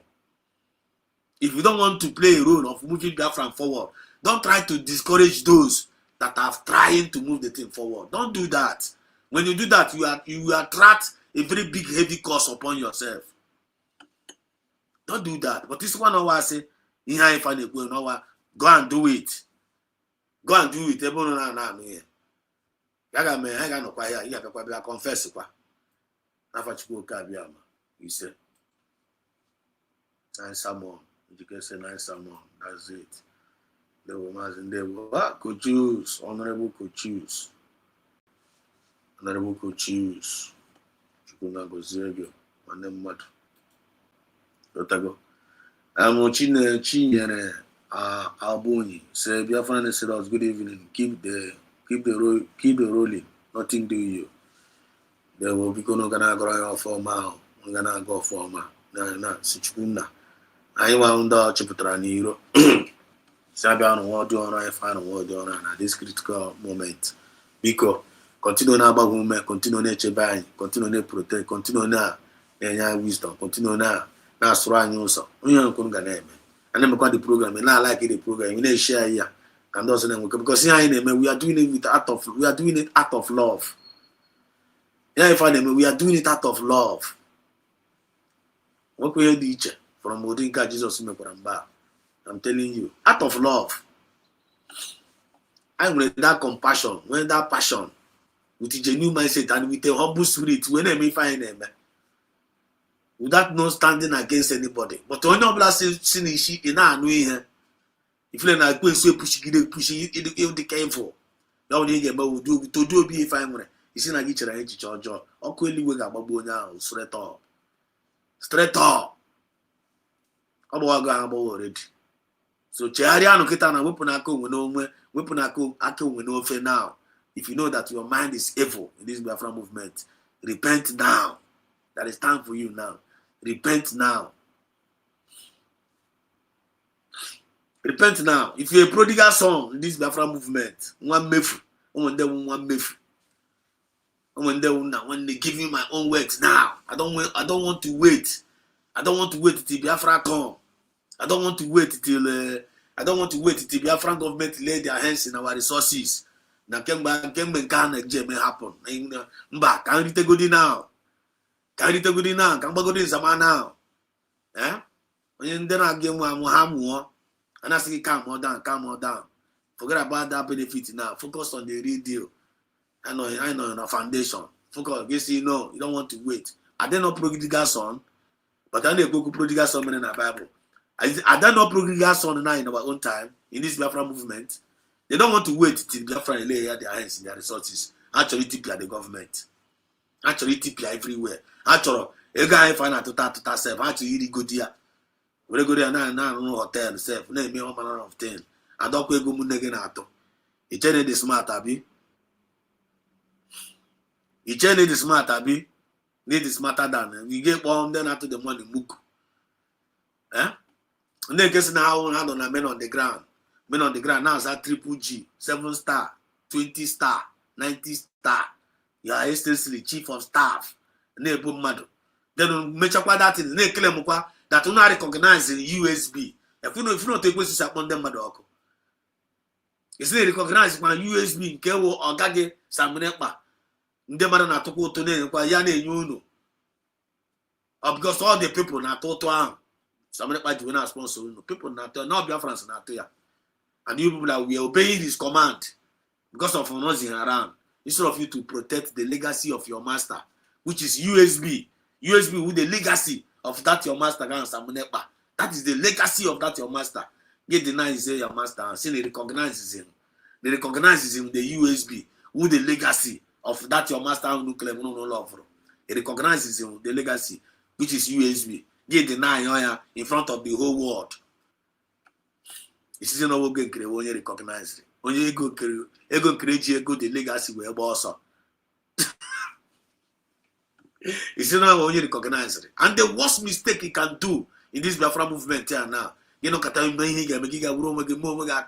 with that name. You you go and attach your name with Ogenkre. You name a Biafra movement Ghana. So that name Ogenkre is a curse name. Biafra don't want to hear it anymore. But Gaga committed the sacrilege by taking the joy away from millions of Biafrans. Joy, Chineke Finland. That guy took the joy away. Biafrans are trying to take back that joy from which they have already succeeded in taking it back. Because now, that man is a gunner, both spiritually and physically. You have to go. Is that triple J now? You get deny the legacy of your God, which is USB.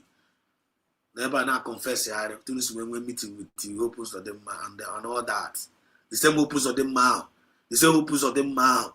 When you sit down and actually you, he has been trying to buy you. The same person give me people on after Kochakuro Biafra. Is the work on the region there. Bagumo Biafra and image and we meeting with the same opus of them now. And they met the meeting now.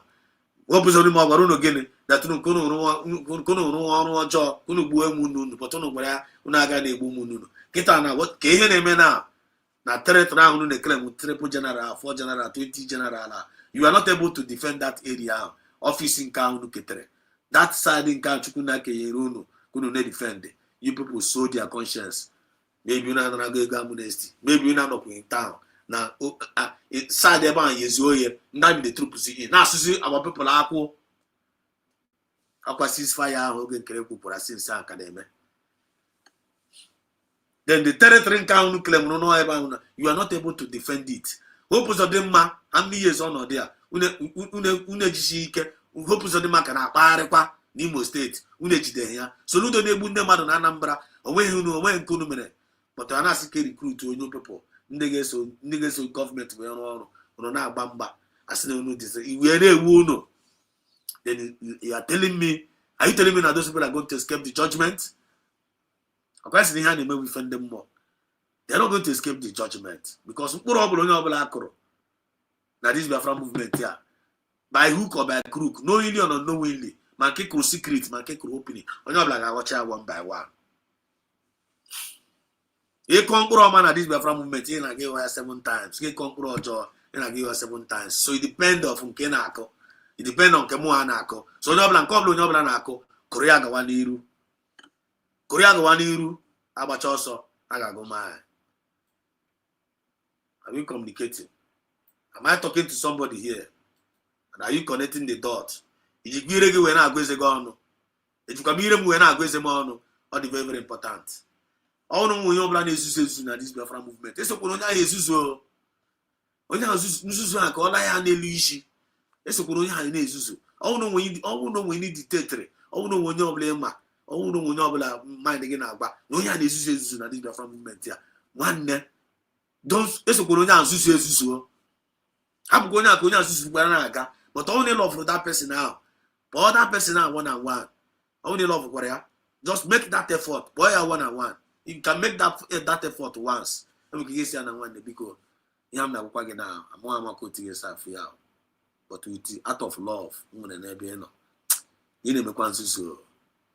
You never can so. But we came out because you see They continue with this. Like when I get and get up. I'm give up on now. They have with act of love. Don't know. If that person appreciate you, you're baronya. But the one on you give what on that in the mature experience with Toby Otaga, when you're not as per se, and the E faso, you're a fasuki when I wear that now. Don't worry, Coachas in passing you up on now. And I get that the Akasa, I figure I know the testimony. I get to the point now. You know, go? There we go.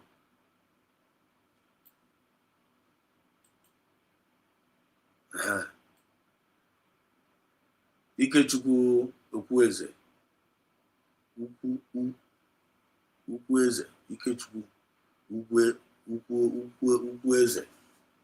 Say good evening, my brother. Say good evening, my brother. Good evening, my brothers and sisters of Biafra. Good evening. Biafra said us, you are doing great, my brother. May God keep blessing you. We shall march triumphantly into our US nation. He said, what do you need? Positivity. What if you got a far now? You believe you are not going to talk of the same. I believe it strongly. Faith. I'm going to may we be part of that Joshua and Caleb side. May we have that their mindset. That's that now we are well able. We are able to take over the land. We can take it. Excuse me.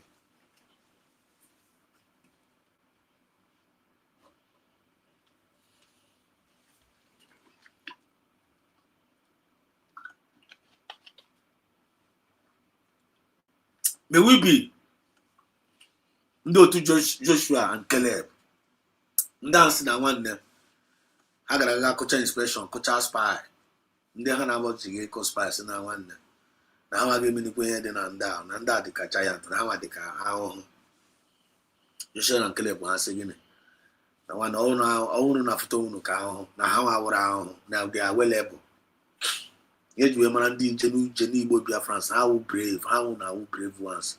And I told you, God dress it. Okay, from video for here. I watch another video on Jewish bros in the YouTube and I say for us room English. Now this video I don't know quite legible. Because I don't like it, not I like it, and I like it. Can you go see your jaw hammer, Bobby figure in the making I side there. I have your number. Because I want a sensor, everything. I want a sensor, everything. I want a wedding, I want to make a loud equal key. I can't with the internet. I didn't get them now. You can't allow Kena Game. So I know the pussy self. You know that as a boy is on our way, pussy. Another see book on mad, so I know you won't be mad. Okay, I do a gadget to attack on now one, the can appeal. But I get a pussy mad, Madagana was in the mad and I boom mad. You gonna buy a guitar and I watch a young name of guitar now. As he can buy the video about guitar now. One no I picture the channel. Eh? Can I no swim around? So that's the reason why now there is a high need for we Genubia France, making sure that now we don't get ourselves distracted by this mediocre here. Because as I speak right now, Obidigwe Bidogon, Spirit of Biafra, Ibidogon, and Genubia France himself, Bakunono. And where behind say may escape. I don't know about now. I don't know about all of them. When I cool down watch bubbling and look beyond them. I don't know go check here and see on when up Tagasi. You got my gonna church. You got my gonna boy. You got fish here, you get more. But you see here they are using the Biafra name, but it's not too much. Not knowing that now Biafra name I use when I committing all manners, I'm committed treason.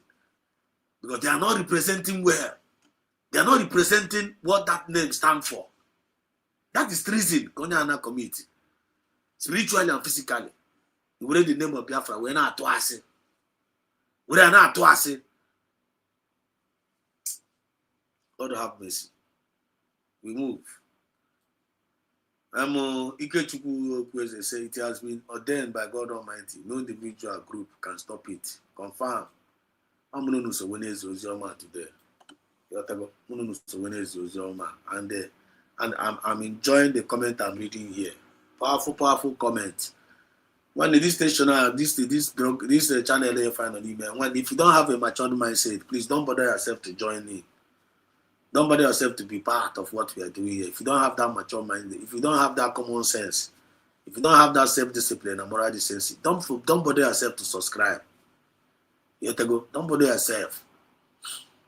We must make it right and keep as well. We need to say that now we must now one. Us now no choice. Us now no choice. So I know, but can't you see it? I don't know when I boss on this responsibility. Stop running away. Stop thinking that you can't change. You can change. What is possible? And it will give you peace. Stop running away from the voices of the enemy. Know the difference between the voice of the enemy and the voice of your master. Know the difference. Normally, if a person attack all those bad moves, all those bad thinking, all those when they see the devil, get deep behind me. See, I come here, see about poor. Okay, no, I tell go gap. No one side, give me side my name if you name me. So that again, I come for again, I continue now. Come for my and then I come for my on the joy. Have you people not discovered it? On the joy. You makuye one nigga hope. Makuye we be the faith never one again. Makuye one nigga because we can make it. Makuye na one nigga that giga kunie kusashia doors. But when done the Messi kutasha the doors itself. One na talk out to bukwazege ebe na ge kutasha doors. Odin down. One akchasina down doors. Apwa down the deadly. Down when I'm go the proper mind. Their mind that they go sealed. Down no go na the Chinekana Anos na the level of Pharaoh. When see na Kwana because they can't do anything good. Imi forma na egbu. Omendo ha na emi forma. Informa self. How me informa the kebe see really we pathway and wa. They can't do good thing. When you na kono wa na no. So see ha na eche wu yin job. And as a man thinking is that so easy. You go. Try to know them. And all of them are even with this evil intentional and this one.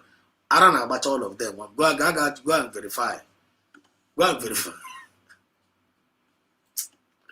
Go and verify. Go and verify now. Go there and see the way they are sweating. You can't channel alone in your channel. So some book on it. Okay, think from morning to night. No job. They will say bye. They are well this. You can't every blood discover them and when the department tobara name the department need no why when none of Biafra movement in now or when can they name them now when cause one now till today now when you got one why in church in the midst of any they find them at this Biafra movement you go to the join at this simple question go in Gaga join here better. Join the amount in church. Every big year they better. USB and better. CRC all self be profro and then better. You have to be go.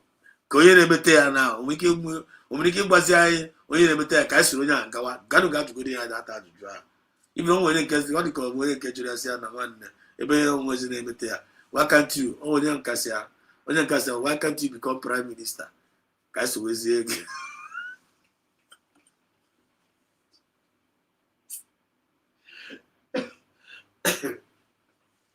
Onye asị nwanne ebe onwe onye na-emete the thing ajụgo dị ajụjụ already self but jijiwe dị ajụjụ ahụ ike onye ọbụla jụrụ ajụjụ ahụ jụgharị onye vidio unu jụwa ya data ajụjụ ahụ ka mara ma mmadụ ga-anụ ihe vidio onwe onye na-emete ya ịjụ joinere USB a na-eme ihe nọkọta ọ ha na-emete ya ihe makpo na brigi bakwa na brigi bido oru 1 week bara brigi ya tisa brigi a na-emete ya ga-emepe CRC and they go do the 3 days self. CRC yourself. Yes, moon and 1 year better. Kita Joazen Yawan, only I say one. Why can't you not become prime minister? Kaisi was there. Yes, the guy has about poor. On that one, I don't know prime minister. There, also the guy also prime minister. When you never tell aside here, what does that tell you? The person came for destruction. The person came for destruction. But with the time shall tell. So the on ha kona mkpụrụ ya na atọ ya. Na amali elu, won't be for no blafo, no go say pepper. No problem. I call human being call. I wouldn't know we are an evil woman. I wouldn't know which is Jezebel. Can you make Jezebel? Because I didn't care the carrier pharaoh. Well, you should check out the wicked carrier pharaoh. Come on, you should check out the mean, three for carrier Herod. About I just don't know. Because only to go and food on genuine movie of France. I like his soil our hand. We don't like to soil our hand with the ball of blood. Ama. Why are me and I got me and Ambazonia? Yeah, if I'm not now, making go Ambazonia go at them. You can't try it in Ambazonia now. But thanks to tell. Triple M say, right on, watching like they were one living testimony. For real, it's what the living testimony one. A very messenger. Triple M say, every messenger have a message. For real. For real. For real. They want what they don't know is bigger than them. Bagam. Steven say, imagine Biafrans without Mazin and Nikalo and Mazin Samune Banjoko, our Apple Prime Minister, our Apple. Telling you.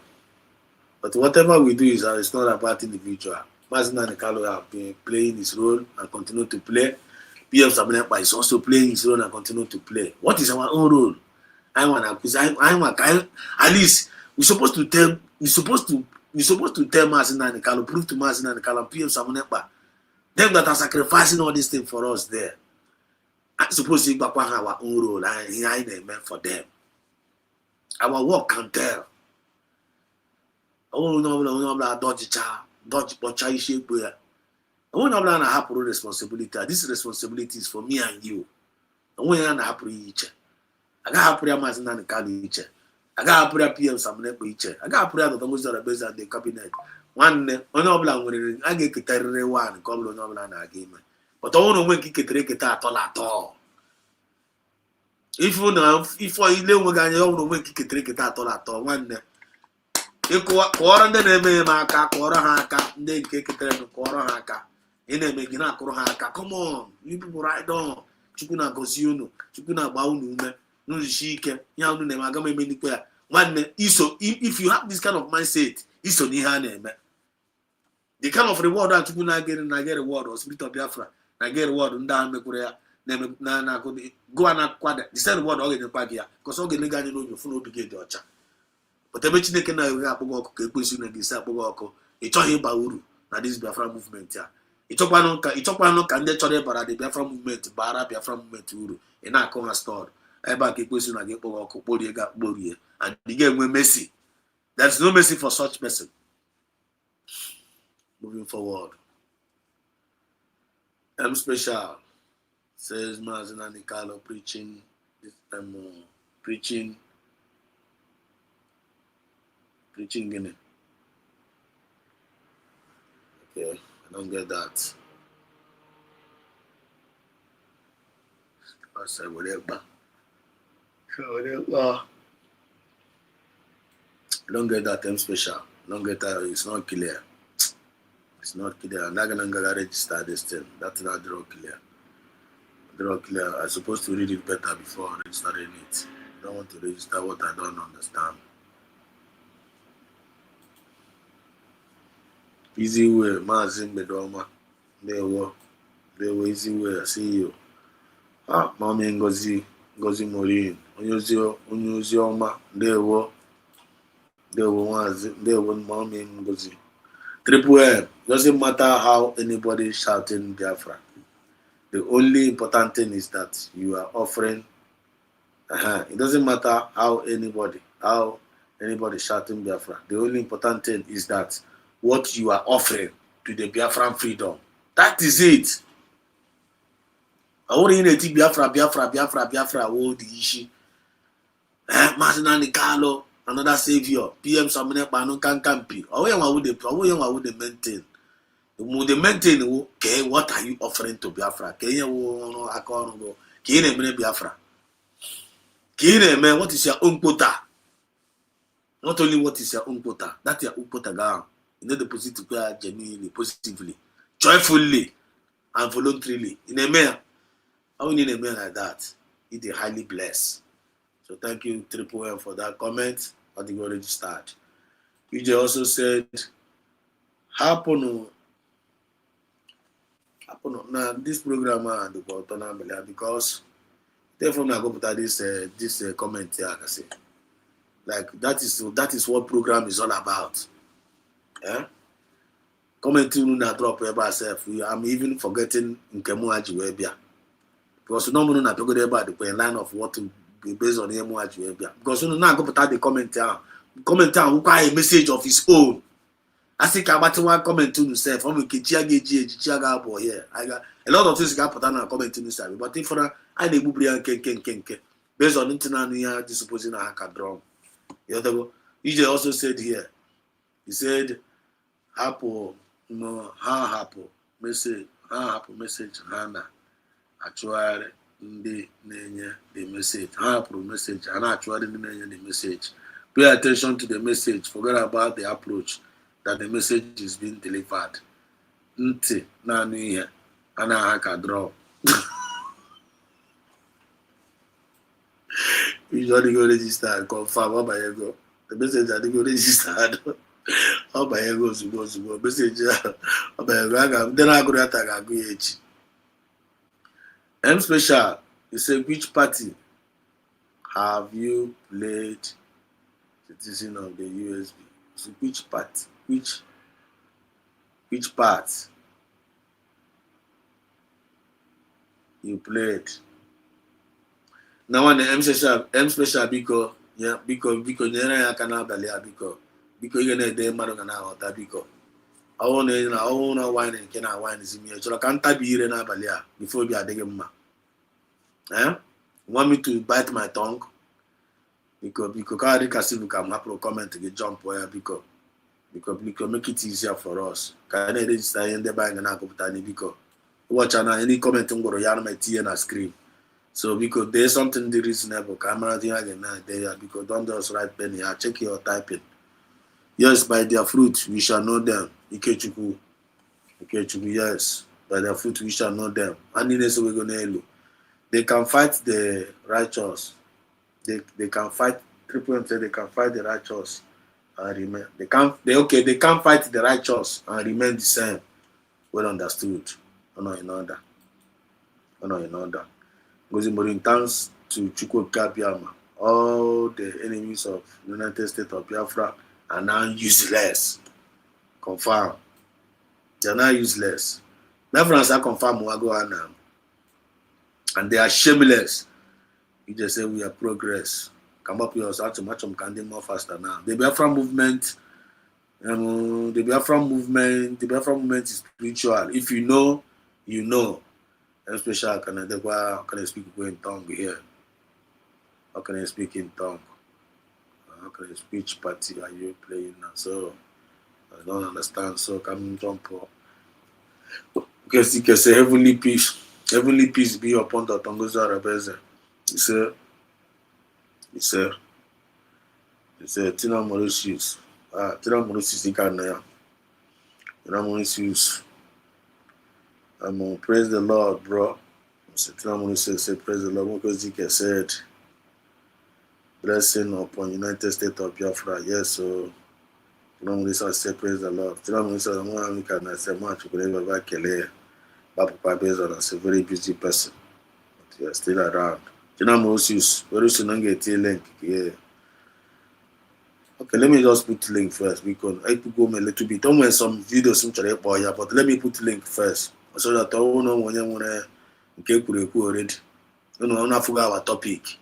I'm not forget our topic, right? So you know when you want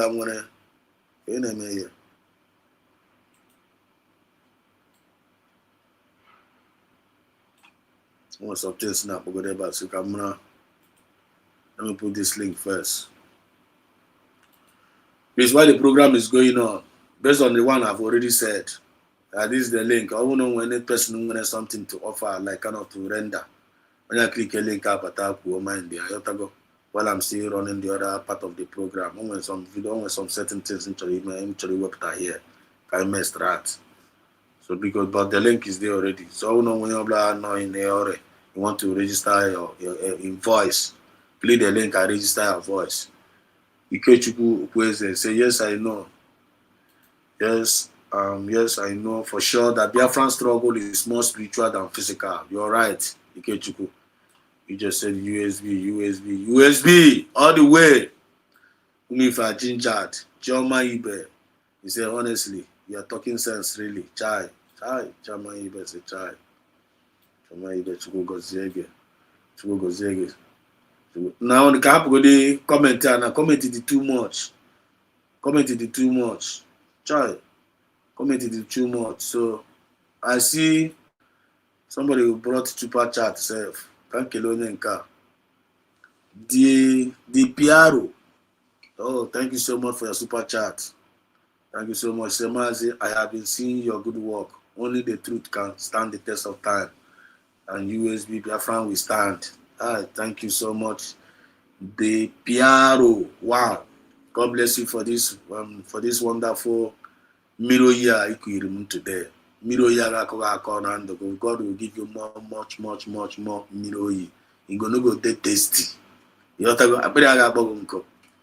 Mmiri ga na ọ ga na-agba pọmpụ ga na-agba ya side ịghọtago na-afachukwu ka bịa ma I say thank you for that for this appreciation. I'm very grateful. Chukwu gozie gị mgbe ụfọdụ ana mechitazi sef na nwunye dị ka super chat mụ amadị na ọ na-eme ọka na-emezi so ịbaba emekwa mbịa tụtakwa na nwunye super chat ma dị ebe a sef. So thank you so much for remembering and to bless me. Chukuna bless you too. Triple M na comment ka nko. So bikon onye ọbụla etigo m link na so ka agbapụ ya ọsọ nwere some other things nchọrọ igwe anwe all the nchọrọ iwepụta ka ezi chacha n'ozi anyị niile na-ezi ozi ya together. I'll still come back to the comment section. So lee na anya ebe a kịta na Biafran are fearless and honest. Are you a genuine Biafran? Okay, let me put this one now. Category nke M special.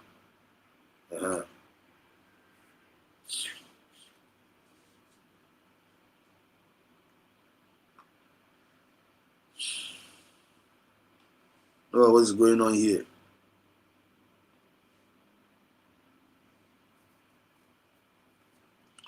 Can go to this update here now. This update here from the office of DPM. I hope all of us are following up. This update here now is from the office of DPM. I want to read it out. It's a special warning to DOS.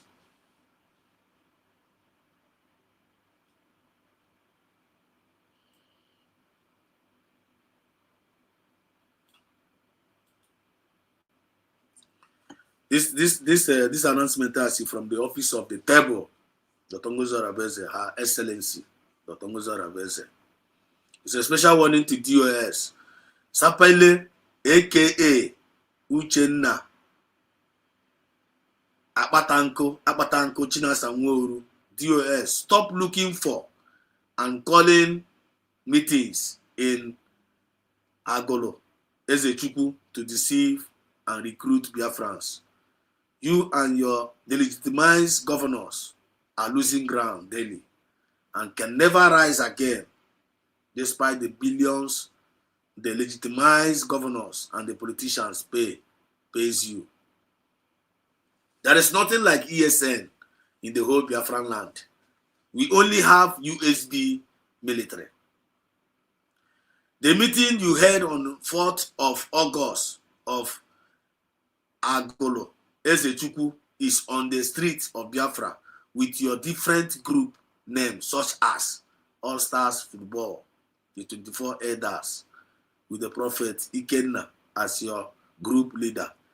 Biafran should disregard these individuals and group because they are working with the Nigerian state to disturb the building of our new nation. And please report these individuals to the USB Defense Secretary and your state commander, anywhere you cite them. Are you getting it? The 1 million naira they promised to commanders and the 200,000 naira they promised to each recruit is the devil's money from Tilimbu and Christopher Musa and the delegitimized governors. No one must take that blood money. Biafrans, please report any of the above group or individuals anywhere you cite them. Thanks, Dr. Ngozi Orobeze, DPM, COS, United States of Biafra.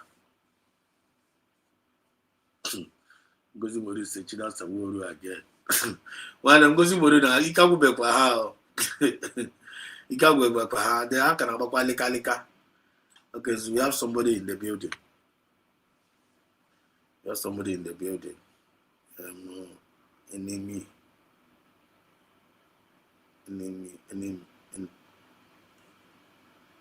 white. Please, enemy white, can you hear me?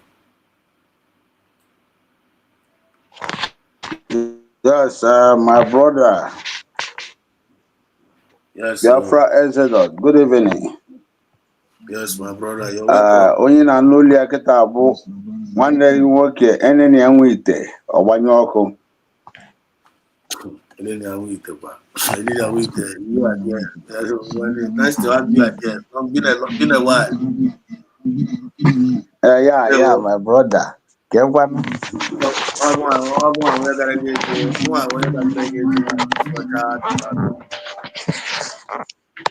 Ese. Go on, when you gotta get you one, you shall charge you now. Always the governor or president of PM Yes. Yes, because Biafrans, because good evening, all Biafrans. Anime Kelende Biafra, all got through Namanaha Jesus.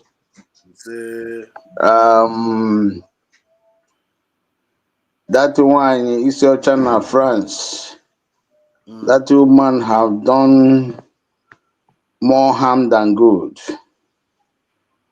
I'm telling you the fact, my brother. Today, I got on a platform here today. In fact, the way this woman say present to where that I don't know what in the Ghana platform gave the thing here. Say no, I must respond to this woman. Not to go too much because on that place now, go to again, which is young better last time. That now Bob and go to Abufla they are good. She should come out and be the Biafran Prime Minister worldwide.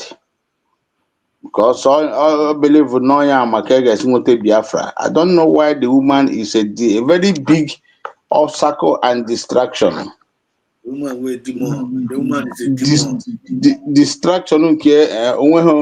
That's a raw one. I call him Mary. Woman part 2. I call him Mary at all. The reason why the queen here is that now, okay, get an go to Rabeze. Our DPM, they declare child Biafra and Finland. Omehu 2 months or thereabout, he changed their color. Seba Maputa. Upon any quarter back again carry na Bam, the Eggman. You went back to them. You know, that very I could remember that night. Okay, on I go get carry nele utiwe. With evil eye. On I hear because openly. Omehu 1 month to or peer that one, peer to that one. Oba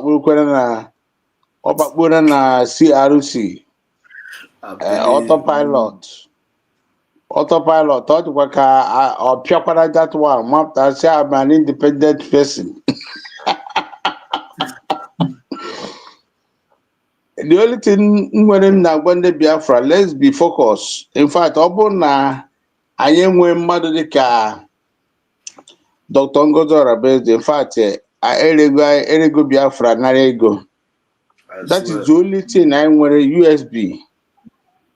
Ha gbacha akwa hụrụ my brother Biafra Exodus. Ọ bụrụ na ndị agbacha alịkalịka uche Chineke ga-eme. Confirm. This ada ndị otu a ada ekwensu na ndị mmụọ ihere ga-eme. That woman ga-agba ọtọ. Ọ ga-agba ọtọ and a ga-ahụ ya. Akwa hụrụ etu esi mee Nelly. Akwa hụrụ etu esi mee Nelly gbaa ya ọtọ na the whole world. Nelly alakpo ute ọtọ agbara ya. Etu a ka a ga-esi mee that woman. The woman that's a admebu ya ka amụma and ọ ga-emezu n'aha Chukwu oke abịama. I don't see why that woman, the France government is used against the Biafra. Look at just that. Okay, come out now. Come and be the leader. You know, also now inyo. I got me today. See, I gather and down and make it. Ada, you are doing good. Ada, you are doing nice. Gather them. Let them be your cabinet member. No. All of them now are nonsense. Let them gather together and let them be your cabinet member. Email of Mamu, I got support to. Exactly. I will support you personally. Because so I don't see why. Okay, in other people name allow them to do. You are there talking nonsense, talking shit. So what I'm saying is that, my brother, let all be steadfast. I'm going on continuity. That's a steadfastness. That's a way. And then when he get eme, ihe masịrị akwụ hụrụ eziokwu ọ na-akwụ ka siga. Etu a siga si akwụ otu a ka eziokwu o nwere ike pempe mana ọ ga-akwụ ka siga. And ọ ga-emegide ihe asị ga-agba dịka ụlọ. O megide asị ya asị collapse eziokwu akwụrụkwa. Because anaghị ejighị mmiri ele this one. Ọ bụ na abụghị Ngozi Orabueze bịara, that woman with a heart of lion. We be declare that thing. That declaration alone, in fact, I need that woman aka. O mere ọfụma by the bully Biafra elu. I want to declare that thing by now. I ain't gonna call my kejaya. I'm telling you, when I can in Chineke, or America, things not go well. So that one is such an France, let her go and establish her own and face that one. I got 3 years ago, go where they paint this here in France. Paint here very well, paint Mbo. We are going to gather money for her, you know. So here one na our mommy Ngozi Orabueze Chineke ga-anọnyere ịwọtụ onye ọna na-ekwu eziokwu ị ga-ahụ ọ na-aba mba like this ọ na-aga. Now let me gato small, come divert small. Like this our commanders. These commanders, I what am the commanders how even the zoo commanders, they are not behaving like this kind of commander when somebody feel no when Biafra now. From beginning, from the origin, okay, declare Biafra. This man Biafra gentle and for this one self. What's the name of that in Casino commander commander again what can I wear? Commander That general, triple general. Triple also not triple general. And his excellency. His excellency, yes. Chief of staff. I don't understand. Because the how but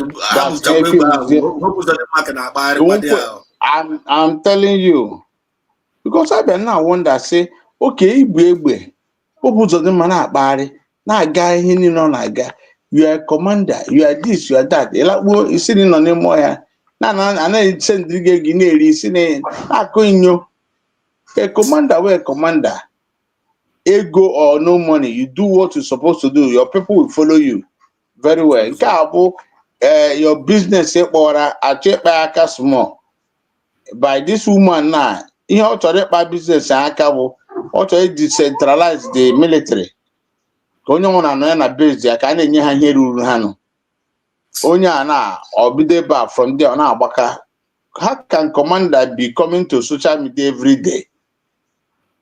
The Zoo military man, this Zoo military Soba Musa, how many times can I hear? Always Simon Ekpa na disturb her.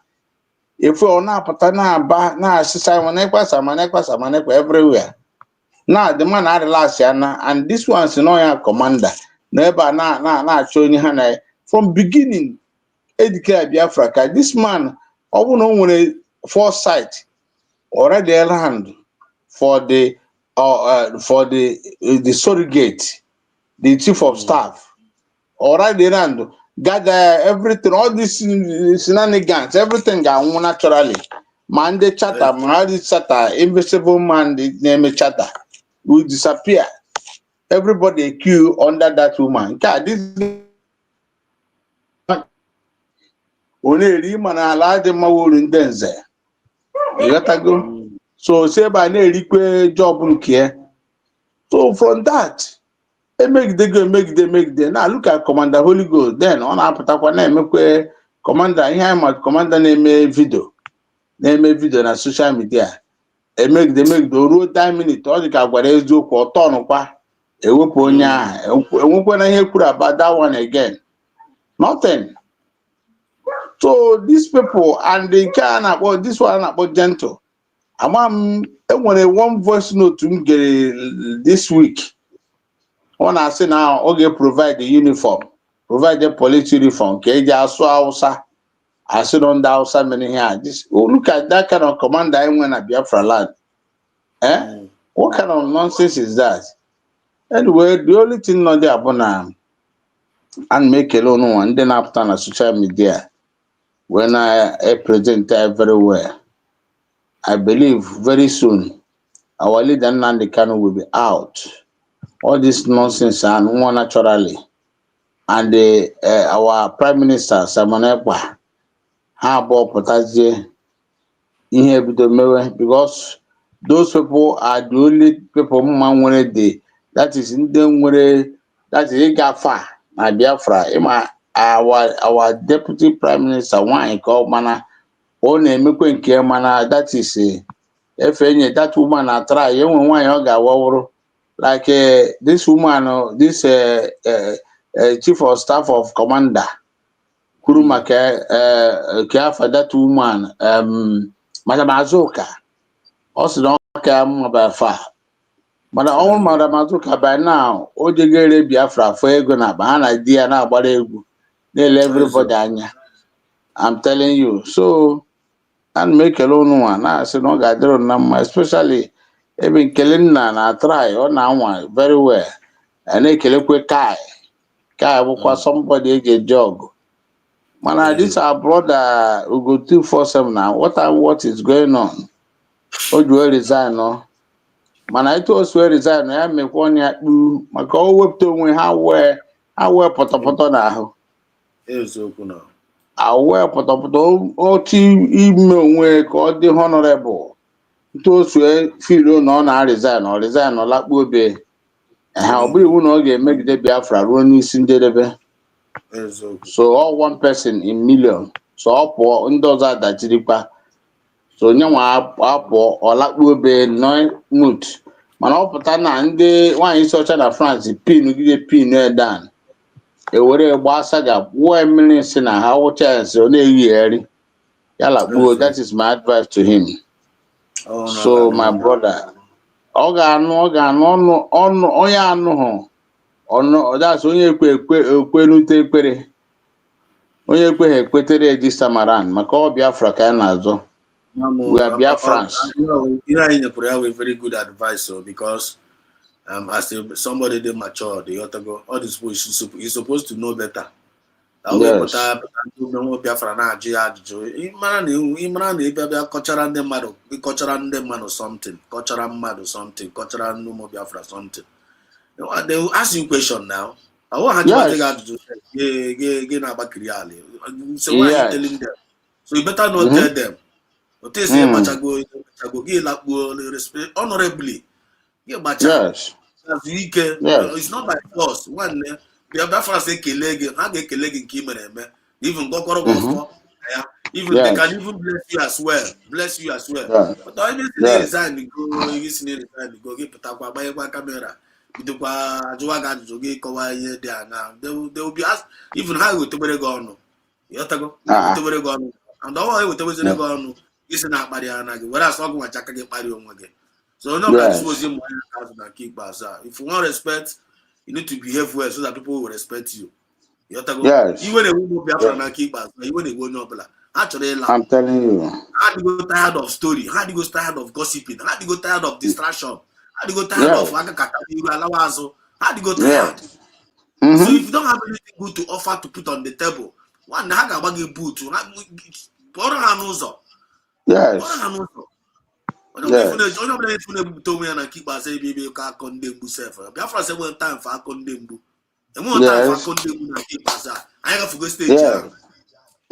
please round the up. Come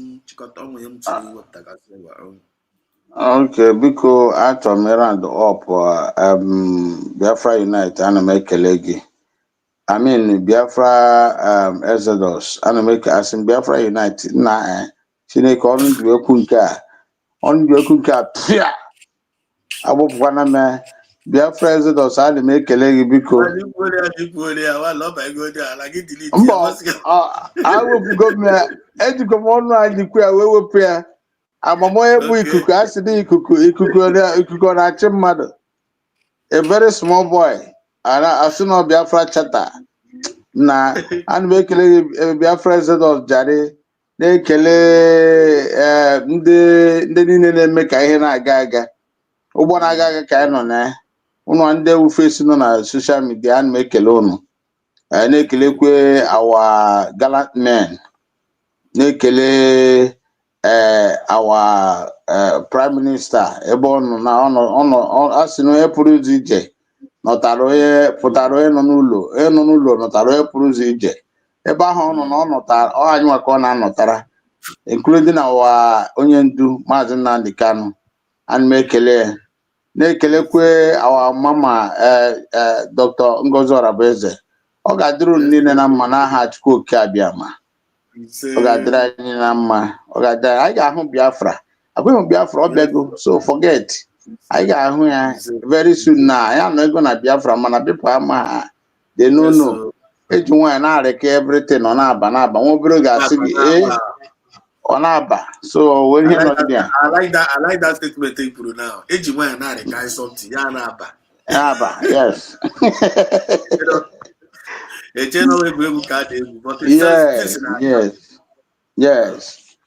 Yes. And thank you. One nwoke jisike o. Thank you so much. God bless you. Yeah. Yes. We appreciate your coming tonight, and we have made an invitation, and we are happy, and we appreciate you. Thank you, my brother. Thank you. Thank you. And hope to see you again. Mba, in fact, I can never take the time for especially your program. I didn't like why you such a today, you know. That's a morning one day, there. I quick I'm cooking table. So man, I be able to my views. Thank you very much, my brother. Thank you so much. I have others can cook their own. Thank you. Yeah. I see you. I'm Ocean Monster. One and the only Ocean Monster. See you before you speak. Meanwhile, are you there now? You're not there now. Are you there? Omwa Okay.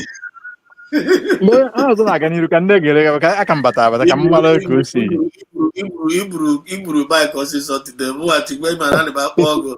I like it safe. When I do you go after 5 minutes, you get capital from nowhere. Zika camera Oh, man up here. Ana m nwanne ka nne ga this is our brother. This is our brother. I'm to a lot of things, Aka. Very happy for his voice and his wisdom as well. So let me listen to others If first. do you want to speak now? No, let me listen first. Can Okay, get okay. into Oh, first.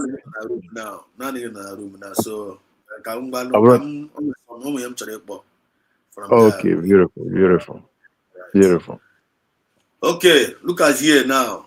Somewhere here, I Google this thing now. Look at what is going on here in this one. I believe this. They said that this thing is happening in Ghana. I'm not too sure of this. Not too sure of this. Whether the potassium kailene because I'm not sure on doing whether I was in Ghana or another country. I didn't have that African country. One Biafrans all over the world. Onye ajụrụ ajụ a na-ajụ onwe ya. Nigeria since na ha ajụgo anyị. And they excluded us from the economy of Nigeria because of na na-ekwu okwu nwere onwe. Then ị gaa na Ghana na a na-asị na a na-achụgharịkwa ndị Igbo. Ị gaa na another part of the world a na-achụgharị ndị Igbo. Laanụ, go back to your country, go back to your this place. What am I trying to say here? Onye ajụrụ ajụ a na-ajụ onwe ya. O nwere video m chọrọ ịgba uru ya. Some of us have forgot this video. Achọrọ m ka m gbanye ya ka unu nene what is going on here. For no shop ụmụnne anyị ka a na-evangelize. If na South Africa, they are also doing in South Africa. Yotago na-agba shop ndị ebe anyị ọkụ. A na-achụ ndị ebe anyị. Go back and gaa na Lagos a na-achụkwa. Everywhere we go a na-achụgharị anyị. Go back, go back. What does that show you? Watch this video, then now drop your comment. They are vandalizing the whole shop. Because even in the street of Ghana, look at it. Onye ọbụla nke onye butere obulu gbọwalụ, nke o butere obulu gbọwalụ, nke o butere obulu gbọwalụ. Please, we are calling on Ghanaian government to look into this matter. We are property in the mud. They are damaging our people's property in Ghana. We are calling on Ghanaian authorities to investigate this matter now. Look at our people's shop have been looted. Everybody kept silent. And then maybe in the video to Sarah video everybody into now. To share this video, call viral, let everyone see.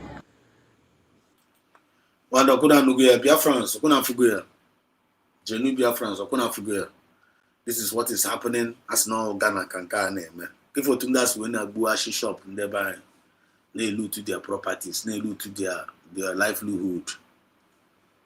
Up and then apotas, up and the shop. If you know the level of the hatred, and you find whenever they buy, it's going out throughout the whole world. Okay, our sister says that is not Ghana. Okay, us no Ghana. You have to go. Okay, say okay. Okay, we from South Africa, but only the update in our voice ever is no Ghana. That means when I say I'm not sure whether I'm here or Ghana, but all as long as all part of African country, even though we're not part of other world, and a Junior. So Kita is no over Ghana, no South Africa. Okay? What sister says is happening in South Africa. So when you Rajo and a Junior, because Biafrans all over the world, this is the time for us to be planning to come back home. Side. If you are investing in Lagos, please make sure you stop investing in Lagos. If you are investing in every other part of the, make sure your mindset will be coming back home. That is the reason why USBG were put on and came back so now. And a foundation. So this USB now has been given on to us. All this nonsense for Ketana, whether on the South Africa or on the Ghana, on the Senegal, on the Lagos, or all the USB are could go Gitibam now. Make you listen now. All the USB are could go Gitibam. You want to go our hand. USB lay go at their hand in their resources. This kind of nonsense won't be happening now. This kind of nonsense will never happen. Okay, man. I'm not born again, man. Because do you know why? Because government has time to go. But the reason why I me here now to our people now because hey Luganya, I am which have a base. I will be a strong base. Like we take for the declared Biafra now. I which have a strong base. Everything is being put in place stage by stage. But I want to stop all when our government there now. When the kind of sponsor I got sponsor why sponsor this government take it. I will tell you no black is we put tani igwe. Come no black name. No black name she onye ọbụla ndị na-ekwu okwu a na-ekwuchi ike na-aba mba a na-etwiti ndị nwere the money a na-edonate ndị na-akụ awareness a na-akụ awareness ndị na-eme evangelism a na-eme onye ọbụla all hands on deck. Man, by this time now onweghị any Ghana onweghị any South Africa onweghị any part of the world Biafra ga-enweta onwe ya somebody wetara anyị ọnụ. So the reason why we are doing what we are doing here because we are doing out of love. I chọrọ ka first na everything sharp so that all this mess here both international and locally all this shawo man ndị baya na-agba ma ndị na ndị shop ndị baya na-akụwashi ma ndị na-aba na Mediterranean Sea na Italy all those nonsense will stop. Ma our people ndị niile ji na sell you can all over the world Igbo Biafra juru all the whole gen sell niile nọ n'ụwa and ndị niile jikwa na sell kwa ole ndị ọkwa dị mmadụ ọkwa potential husbands ọkwa ndị ọ na buy dị mma ndị awọ ha disposi na-eme traveler anyị ga na-alụgasị ndị be ha anyị ga na-alụ ụmụ nwaanyị aga na-emechazi travel ịmakwa di ole ụmụ nwaanyị anyị na-eluzu every day based on ndị ebe anyị nọcha na nga outside otu aka their life si na west maka gịnị anyị nwere freedom maka gịnị anyị nwụ ndị ajụrụ ajụ maka gịnị anyị na-agbasi sọsọ from our own territory. But Chineke na kwuru anyị na nkwa sị that na time ga-emecha ruo on a prophecy that now my people have been scattered all over the world. All in they are all Igbo Biafrans. All Igbo Biafrans. Now people have been scattered all over the world. Now time we make room work all of them one by one. I gonna connect and he's going to bring them back to their own land. And all the people establish and all the make this so great. All in they are now we Biafrans can equip here. But take it or leave it. When they got say now I say us no I say. Don't worry. You can continue to say no I say, but you have good about ways you go away fat. Gaga dress. You understand? Yes, they have seen us finish. Africa and finish now. When he was up front. The reason why you 3 times I have to go and finish. When you are front, and I say I will chop, and I say I water. Why not have barrier? Because half of Nigerian government in the mess sign up. Nigerian government in the mess sign up. I said, okay, everyone high military within the Nigerian government in the mess sign up. I bet you know, but I know be a method to Gaga. Of which I imagine any advice to our people then outside. No go outside the country. Make una respect on ourselves. Men apply that same discipline and moral decency. You have to go over there, quite rude. But some of us in America go open doors and I got cause to use hands. And I can cause users no open doors. Now they make some certain things and how and now like you find a man and they begin to conspire against you. Because you know open doors now. Who say no? So before I go and then also name one outside, make sure that name I be to our base of which we are heading towards that. USB is doing it, even though it's coming up gradually. But the more effort we put, the more speed they become. So use this opportunity, Biafrans all over as we are preaching. As we are creating that awareness of our own responsibility in our nation building, there is a duty call, and it is a call of service. No matter how little, no matter how big, you must do something. Don't just fold your hand.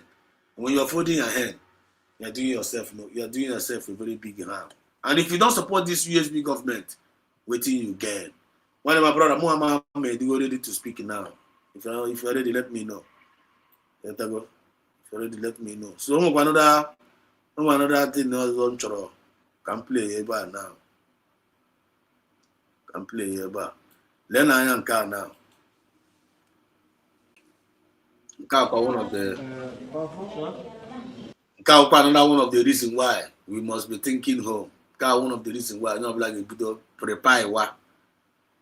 This is the reason why everybody must also come together to make sure that now we are speaking with one voice under this USB. Arena they more divided. Arena divided attention. That is the reason why we must also come up in mass. They speak in one voice under this USB, because it is only one government. This is the reason why South Africans are chasing foreigners from their hospital, whether they have document or not. If you go near, upon the shoji na chindi shoji benao. Upon the South Africa, Nigeria so aka. Nigeria played a very vital role to save South Africans. South Africa Nigeria over. And atasida post in Nigeria. Of which you them the Nigerian when you hear up and Igbo. Because in the Fulani name not travel. The Fulani name may travel. All Igbo they may travel. All very few Yoruba self na may travel. But all let them may travel all over the world. On Igbo. So more of them they do to Nigeria. Nigeria finance up and Igbo can they go here. And ATPI. But Chineke na gemoro we have and people are all these things must stop. Look at what is happening in South Africa. Check it out. Thank you very much. Thank you, gentlemen. Thank you. If you are not a South African citizen, please leave our hospital. You need to go and seek medical attention from a private facility, not here anymore. We are supporting March in March organization. We have started already here to activate hospitals, and the message is very clear. We don't want foreign nationals, documents, no documents.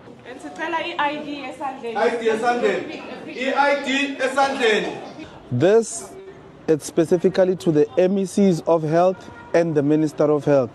Stop threatening us with prison. Stop threatening us with prison. It's either you join us in this fight, not unless Good morning, my good doctors. How are you? How are you, my good doctors? Anyone who is not a South African citizen, just because of this side, please stabilize them. After they've been stabilized, you can discharge them. These people, they had too much privileges to have files in our hospital.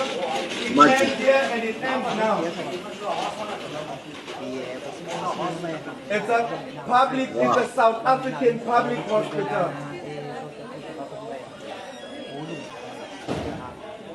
Anyone who's not a South African citizen here may please be stabilized. After that, they leave our hospital. I just want to send a big thank you to our Patriotic Alliance team. We've been working well together before we even met each other, and now we get to meet each other and continue the patriotic work that we're doing. My good doctors, may you please stabilize all the foreign nationals. After they've been stabilized, can you please discharge them? They need to go seek medical attention from a private facility, not here. The Constitution allows that. Immigration Act 13 of 2002, Section 17, it simply states that a foreign national needs to have a medical permit and it needs to go to a private facility. You are a refugee. You came here legally. They could have directed you to the camp. So they could have, whoever who allowed you to be a refugee here, not unless you bought your documents. So whoever who allowed you here. The problem is if I'm not South Africa doesn't even have even a single doesn't have a refugee camp. I'm not in the camp. Okay. Whose problem is if I'm not? Let me answer you then. Who's the camps I can go to? Okay. Which country do you come from? I'm from Congo. Congo. You're from Congo. What is the nearest country to Congo if you're seeking refuge in South Africa? Because according to foreign policy,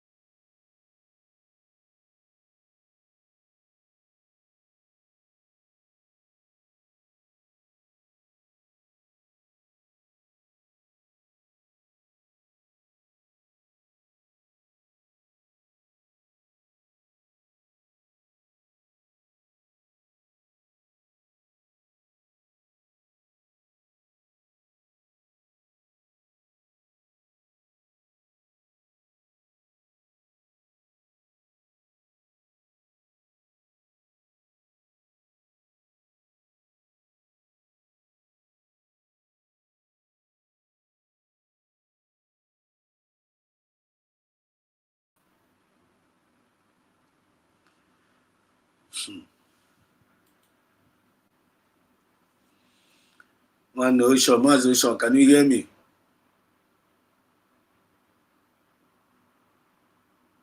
Yeah, yeah, Mazi Exodus.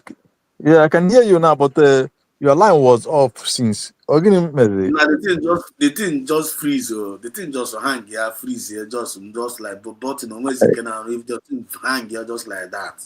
I forced the computer down now before Banyakoya on now. Yeah, connect to Okay. back, but the video na po in na po siya na. Oh my God. Oh my God. Oh my I'm God. myself, I just came back now, telling you. No more. Your message, yeah, but that's the most important thing. You know, sometimes one do like that. And we are live now. Kim and I cannot live, so I want to. We Yeah. can now drop your submission and come close the program. Okay. That is the topic is the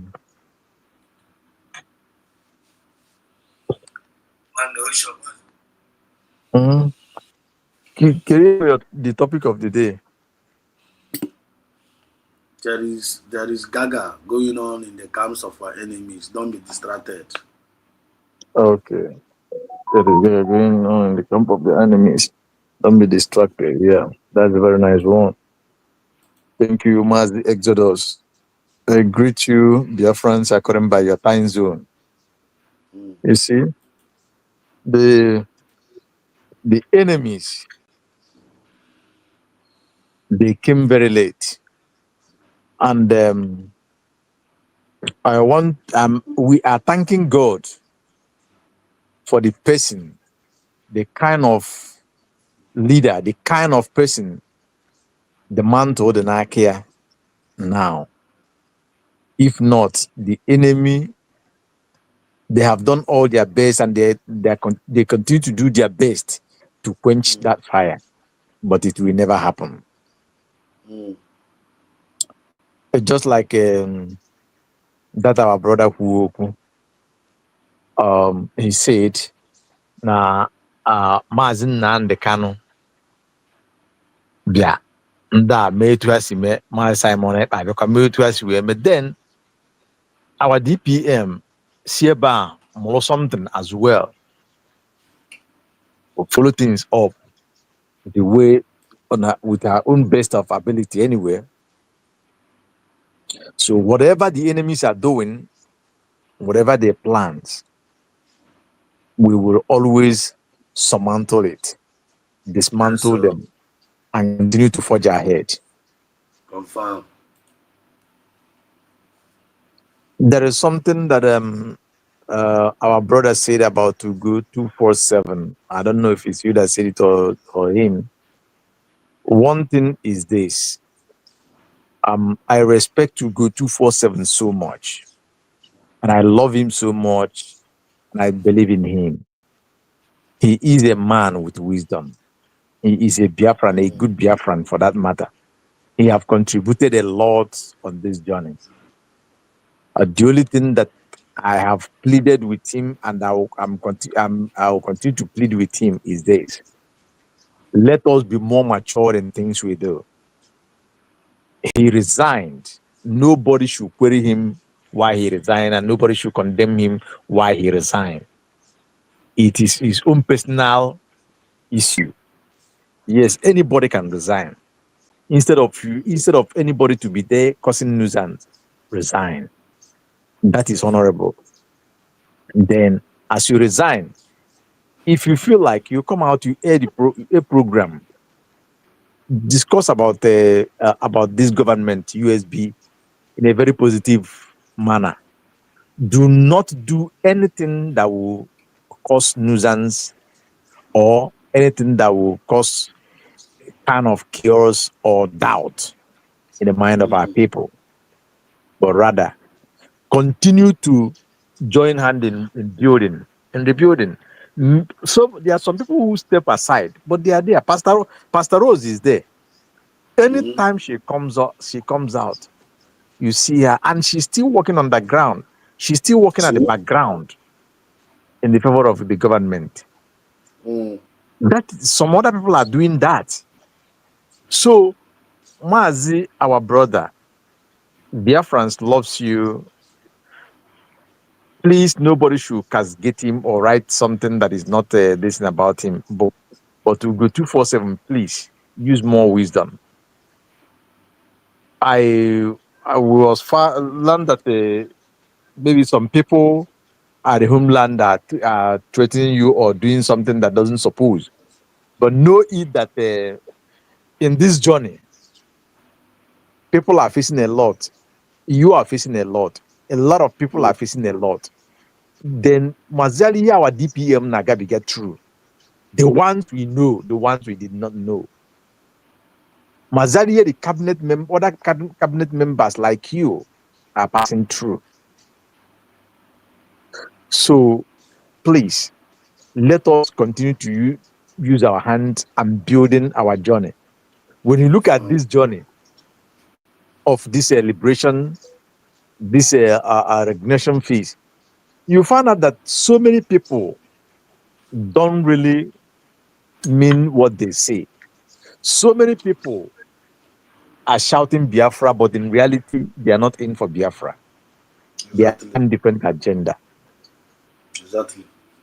We cannot use because of those people begins to dismantle or destroy the home that we build. And somebody like me, I know that everybody cannot be in the same page. Yes, of course. But don't be an obstacle. If you choose to be obstacle, then you will meet with what you did not bargain.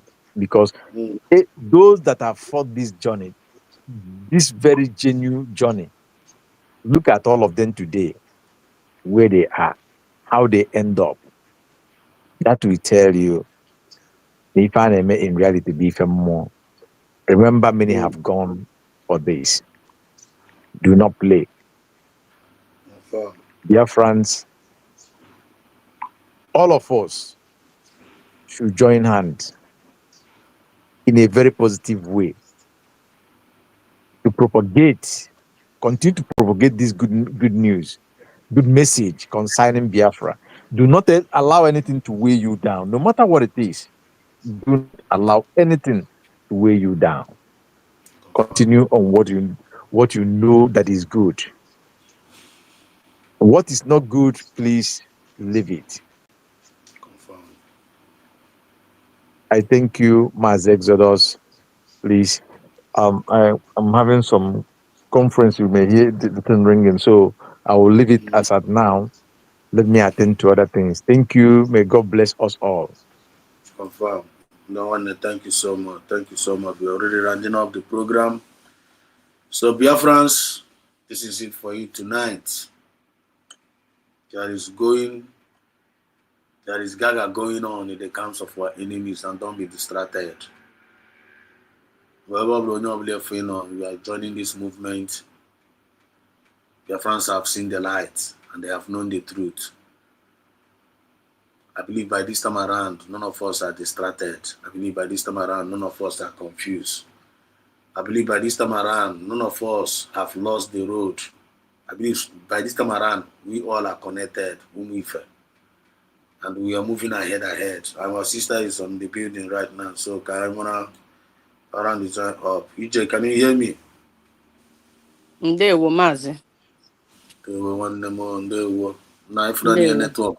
Ifuna no ya system chọrọ ime n'abalị a just nnọkọtara sizie just like that. Afụkwa m the thing, I was like, what's going on? Kekwa nke darkness. Yeah, darkness na-abịa n'ụlọ ndị Ife. We are the children of light, so we don't want this kind of darkness, you know.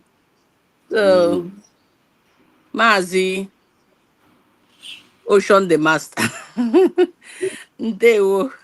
Ndewo nwada, ndewo military woman, ndewo nwaanyị na-apụ ọkụ, ndewo ke maka ndị be gị? Ọfụma. I hope no nnọkọ ya. Yes, Nwaanyị na-apụ ọkụ. Ọ dịkwa mma na akwasa ọkụ a ga na-apụkọ ọkụ ahụ ntị ndị na-agaghị agaziwe because We Yes, anyị ncha niile ama mbụ mmiri na a ga-enwe ọkụ nwee mmiri so that mmiri ga-agbanyụkwu ọkụ mmiri ga-agbanyụkwu ọkụ yes, nke ọ ga-agbanyụ ehe yes. so ya were ya I So didn't do it too because ihe na-akọwa na ịnwe ọkụ anyị nwa wozie mmiri. Ocean master wozie ọ mmiri dipendịrị na. n'ụdị mmiri wee mana mmiri dị n'iche n'iche enwere mmiri ezibida enwere mmiri osimiri enwere mmiri river enwere clear water enwere nke a na-aṅụ o dipendịrị nke ewu you feel me I nwa mmiri nsọ. mmiri nsọ okay Yes. mmiri nsọ ezigbo mmiri nsọ yes mmiri nsọ Yes. dịrị right Mana ihe ji like ya ihe na-eme too much na o nwere abụ anyị na-abụ mgbe ahụ na mgbe anyị na-eje anị ọma that is a nog. Anyị na-abụ abụ sị na ndị jụrụ ajụ ya ekwe ndị kwere ekwe ga-ekwesị ike na anị ọma obe Chineke m ndị jụrụ ajụ ga-ekwe so ndị jụ na USB faya emecha kweta anyị nwa ndị kwere ekwe na USB anyị ekwesie ike ya okwu anyị na-esikwa ike every day by day. You get that good? Right. So no, go ahead, nne. Okay. Enwegoro ihe ikwuru nchọ iti ọnụ obere before nkuzi ihe nchọrọ ikwu. So ikwuru okwu maka Ugo 247. Asị m na m agazi ekwu anything even though na enwego ihe o kwuru mụ kwesịrị respond to. But it's not that serious. But actually me respond to one thing. Can correct go to one thing. Ịma na enwe difference between na mmadụ sabucha honorably resign honorably na-akpuo n'ozi n'okpuruzi na-emezi ihe ndị ọzọzi na-facilitate kwedị ihe a na-eme dan mmadụ resign na ọgbachara then pụtazie na-ekwukwu okwu they suggestively against the USB just like the statement or comment or question ajụrụ ya all this thing now faring na social media now between USB and Briggy. Can they follow the template? Yes, ha bo. The way he come and they follow ya. Ya what ye statement, Madam Orabeze TV. Go where bia prove that no kurieku so ihe on eku ezioku nenwe and Madam Orabeze was not following the template of Simon Ekpa. But that was not the full statement why I'm making. She said a whole lot of stuff before we make a statement that every leader with their own template. What is template? Is a layout. On your plan they follow. Yes, even we all have a mind of our own, but then when the background, then when everybody see. Mazinam the kind of lay that foundation, then when everybody see. Then I hand it over to Simon. Simon layout nke yakwa added with nke mazin nyene ya. Then Orabeze nwekwe oge nkwe no layout nke that means she's empty. And we can't be following somebody who is empty. So we have own layout followed by the same thing. Mazin nam the lay down and the Simon Unyekorea on a follow. So on here kind of templates. You have to be loaded with ideas. Even I make the idea and Kagana walk. Give shift to go Maria.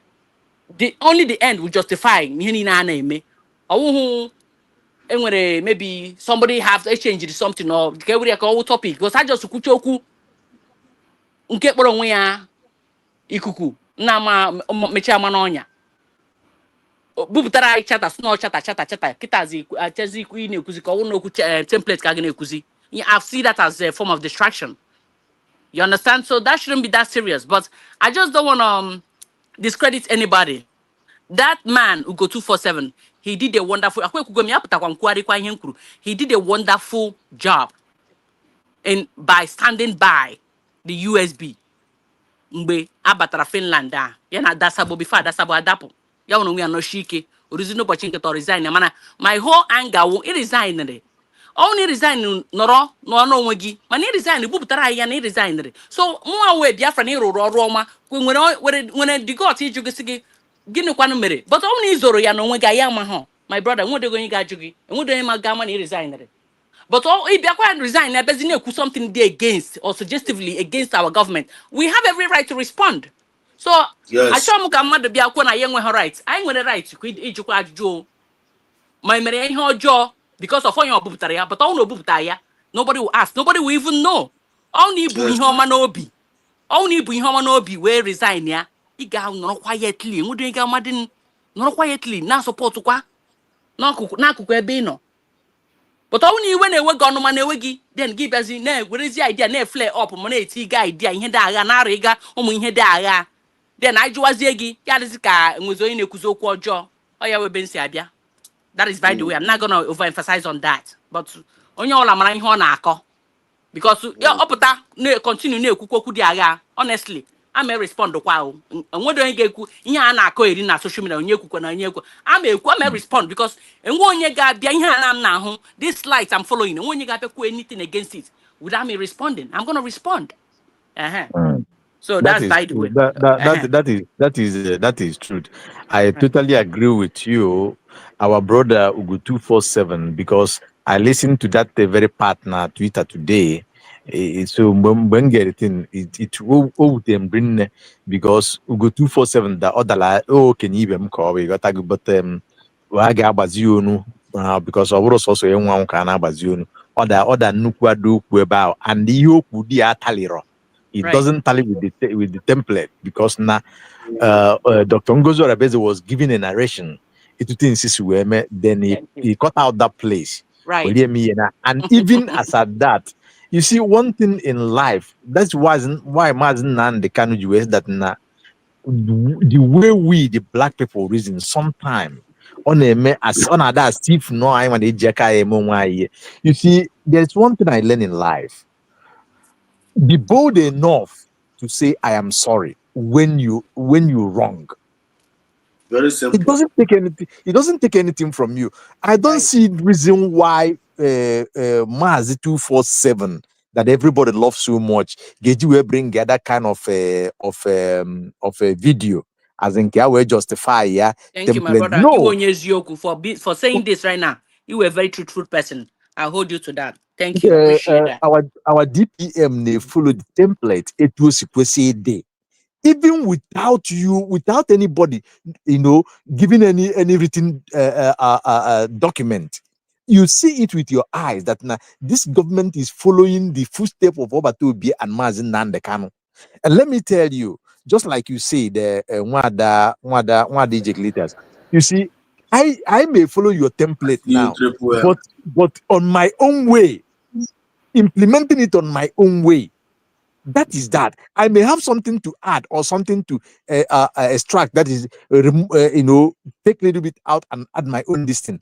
That is how things work in government. But on this very particular issue, DPM continue doing the things. That is why people like us, Jikosi can follow, and the many millions of Biafrans, Jikosi can follow. So there is nothing wrong about it. Then Ugo 247, our brother. If I have my way, I will call him and I will plead with him. There are some certain things so this level so much. Is this kind of level where it doesn't give a joy. But however, because it will be a mistake here na first time. I don't believe I make here for the second time. Although now looking at him, you know that I think he got so many pressure. He get pressure somewhere, but he should know how to manage his pressure because all of us will pressure. Maybe we're pressure from by something like that, or I think there's something that he may not say out, but at least we use our wisdom. So thank you, Madi Jeglitas. Go on, no? Okay, thank you very much. So with that being said, I'm going to much na chiku na now ihe na all over the world. Okay, I wiki bakonu because onye ajura na haju onwe like Mazi Ezedus said earlier. Onye ajura na haju onwe ha. Okay na ota. So anyị nwa ka ọ dịrị ịgbakọ aka ọnụ wee rụọ wee bịakọta ọnụ wee bịa rụzie obodo anyị mekwa nke anyị awa unu bụ nke anyị wụ nke anyị o hapụchakwa ihe a na-agbagheri a nakata asị na na-agbapụ onye ọla na-agbapụ ọkwụnụ ihe vidogoro vidiyo egosi na ndị South Africa. So honestly, I won't blame the South Africa. I will not blame them because the world is changing. Not is changing. It's like it's change go, we change go, we go. So we have to, it's about time. I want Gaga build ourselves, build our own country that will, I get when I got our own, not always attaching ourselves. Balaga no Burundi madu, and now Balaga no Burundi madu. Because you made I balaga no Burundi madu, we lose our own. That is the irony of life. Igbalaga na nke gị, you lose it. Gị lose oh ya. So it's about, and then the Fulani ma ihe ha na-eme. Una ahụ n'ebe ha na-eme travel before. All this ihe a na-anụ doctors, engineers, this, that. Ka ndị iche nọ, is ndị Igbo. Ndị Igbo na some of ndị Yoruba. Ndị ihe a anaghị apụ. Ọ ga-adị hard before gị hụ onye Hausa prap Monday. So ha ma ihe a na-eme, and abịa na-enye ha visa, na-enye unu visa, nche na ihe ọma mere unu. Ọ dị ihe ọma mere anyị o. Ihe aucha ways ha chọrọ iji na-akpọpụtasị anyị, na-akpọpụta anyị, so ka ha nwekọ, so that ha na-akọ nke ala anyị, ka ọ dịrị ha very easy. So that there won't be much population, but ha ma na population anyị anaghị agwụ anyị agwụ. A na-egbu achara na-eto. Even ndị nọdụ n'ụlọ sef ka dị nọzi outside, and ha anaghị aghọta the thing. Anaghị agbu anyị egbu, but Chineke at the same time, Chineke na-enyekwa anyị sign, na-enye anyị last hope. Anyị na-eme eri ka anyị ga mezi obodo anyị, secure our land so that anyị ga-secure our future generation. Anyị na-eme eri. Ndị nke nọ na social media, ndị akpịrị ego na ndị na-achọ position na-eme eri. Akagide ihe agawa azụ, ha na-achị distract anyị na ihe a na-eme. Onye kwushi ike asụ na onye ahụ na-akparị mmadụ, ma onye ahụ mere nke a, ma onye eme nke. Kwanyere onwe unu ugwu, ọkwụnụ ihe na-aganụ ndị Ghana mgbe ọbụla na-etretu n'unu laa South Africa kwa nga ndị ọrịa obiri na aja ọcha. Ghana nga akwa, Ghana nke a ego ha na-eju eme, ha na-akpọ million ọkwa little change, ego ha na-eju akpa 10 ego. Uzi ndị nwerezi ụmụ Chineke kere na-arụsi ọrụ ike, ọha uzi ndị nweziri olu ịbịa na-akparị anyị ụtọ olu si wee dị ha. Ọkwa nwa ka ọ dị n'aka imezi obodo anyị, imezi onwe anyị, mmiri erikwa na anyị o. Anyị ga-eji aka itipie onwe anyị na ihe anyị na-agba arịrị, achọgharị ụmụ ihe nke ụwa. Nweghị mọchị nwere ikwu, onye ọbụla were iri ya ga-ezo ya ọnụ. Ndewo maazị. Biko Maazị Exodus, biko ka ntighori ihe na ihe nwada Ijegilita asịkwu, because n'uche na-abịa Biafrans, I want to refresh our mind about Jewish people all over the world. After the First World War and the Second World War, the Jewish people was the most hated people on the planet Earth. Remember that the Jewish people did not have a state of their own. A part of the Bible, we know that they have a place. Until Jewish people realize how the world hate them and begins to say, no, we must have our own place. Then they got to Middle East. Begins to fight with everything in them to get their own land back. Now, look at where Jewish people are. From the little portion of land, they begins to take over their land little by little. Anytime these people raise their ugly head and constitute any mayhem in their reason, they will pursue them. Then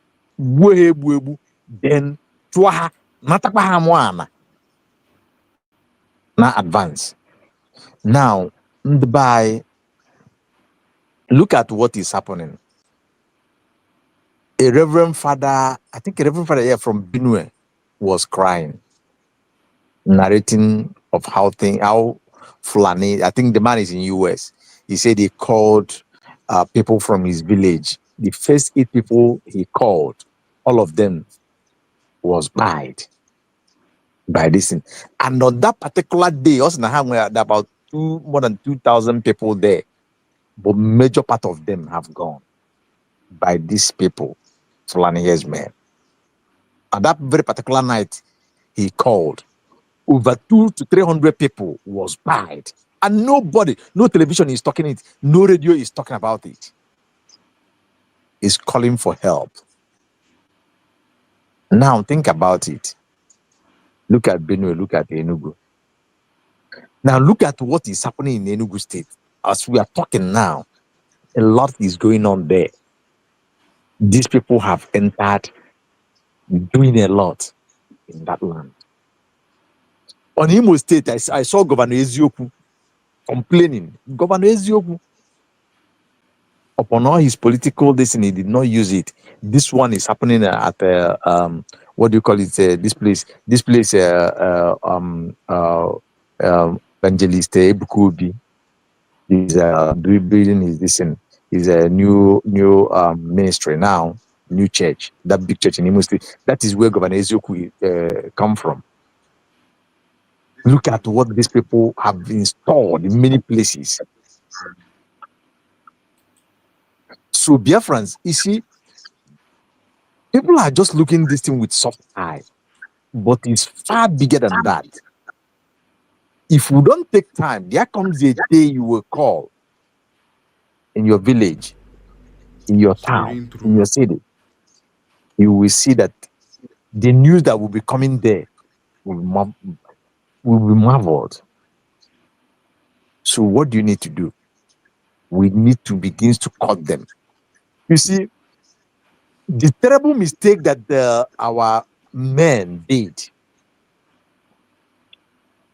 that will cost a lot anyway. But I believe that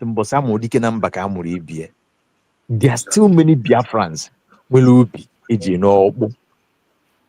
this government, do I believe that the government, they are doing pretty well? They know what they are doing. They don't talk too much. I believe they are putting things together. When that time comes, onye bịa be mmadụ ama mbịa gbuo ịbịa na be mmadụ ka ịbịa gbuo onye ahụ, then that land okwu a iji bịa ebe a ma nji ewepụkwa again. Exactly. Ọ bụrụ ajọ ife ka ọ bụ. So why I make reference of the Jew, can the buy mal? Look at it, the video that you play here in South Africa, the one that happened in Ghana. This kind of a thing have happened in Ghana, just close to us here. Every day in South Africa, Nigerians have been killed, and who are those people being killed? Ndibo.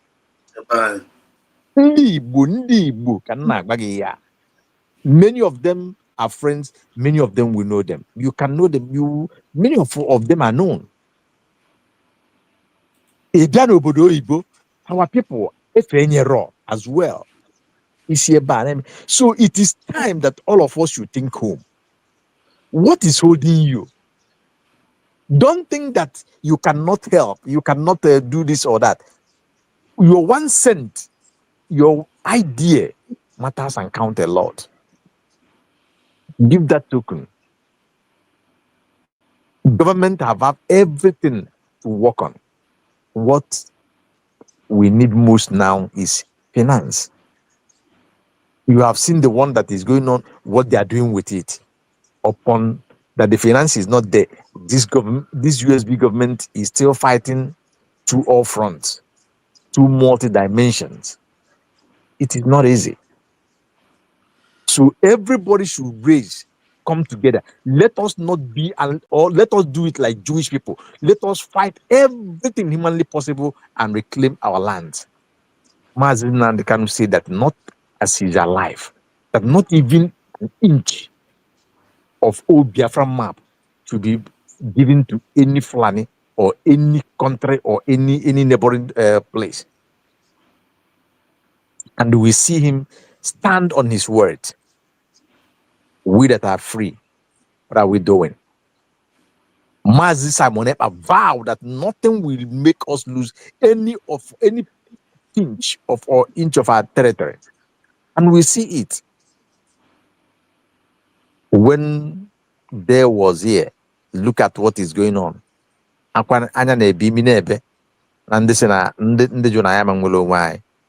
Today, what is happening?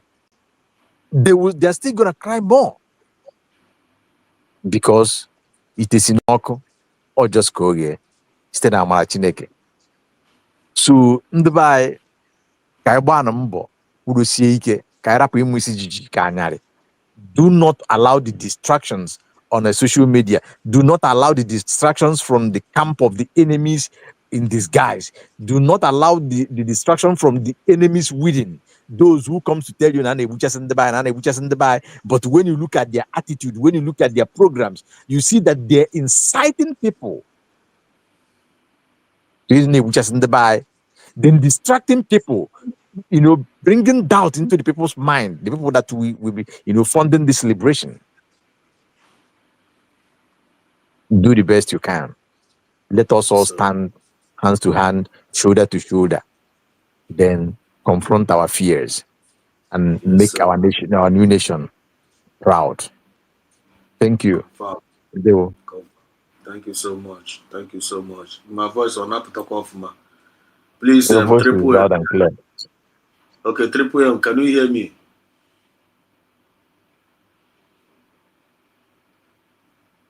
Triple M, are you there? Triple M is not there. So Biafra is my home. Can you hear me? Yes, Maz does good evening from here. Okay, so go watch there. I hope my voice is coming Welcome. out. Yeah, so even though now I crack a little bit, all the guy Depending on my location, sir. Okay, let me take a little bit to work, but it's going to be okay. Is he okay now? Yeah, very clear now. Yeah, Mazi does. I am coming from different opinion of let us gather together to be united for us to get recognition, because we are no longer talking let us gather together for us to get Biafra. We have get Biafra. We are only looking forward recognition and also to defend our land. I want to break this word down with our Igbo adage. Na ndị be anyị sị na adị n'igwe agụ osu na ndị ọzọ. Na ndị be anyị sị na ọ na-eme arụrụ ụmụ egbuo ha isi. That is where I stand for now. I stand as after some 1 or 2 histories I grow into to find out that what we are passing through today is what other countries has passed through. Even the current Finland, who is detaining our Prime Minister Simon Ebanjoko right now. After independence of Finland in 1917, Finland went inside a civil brutal war. The brutal war is not war against Russia and Finland. This is brutal war between Finland and Finland. After their independence or their declaration in Helsinki, Finland find themselves into 2 major groups in 1917, 1918, 1919, 1920. The same thing is what is happening here today. How do you think, or how do we think that we can get this our Biafra or recognition without all these problems? If we finally get it without this problem, we will never value this country. It's going to be another Nigeria in Biafra, because why Nigeria is not a country? Nigeria did not go into any war. Even internal conflict, Nigeria did not experience it. Internal conflict makes a country to become strong. The citizens of that country to know what they have lost and what transpired, so they can be able to stand strong and love their country so much. I also come to realize, before I come back to the history of Finland, that America fought a cold, brutal war between America and America. Not America and the Soviet Union, not America and any other country / America. These people are there today eating burger, smiling, laughing, and feel that they are getting it right. We should go and learn from history. Before you can get your nation and the values it, you must go through hell. You must go through propaganda. You must go through lies. You must go through blackmail. You must go through internal conflict. If we are shying away from internal conflict, we are on it right now. We shall not shy away from these histories. Finland, having two factions of between red and white, that makes Finland lost over 80,000 lives. of Finland/Finland. What happened? The white Finland people stood up and said, enough is enough from Russia Empire, that want to have our own country called Finland. They went down to Helsinki and declared it on December 6, 1917. The Red of Finland people said no, nothing like declaration, nothing like independence, nothing like Finland. We must be under where we are. We will remain where we are, not going forward, not going back. Let us remain where we are under Empire of Russia. What happened? Russia sponsored the Red Finland people. They kicked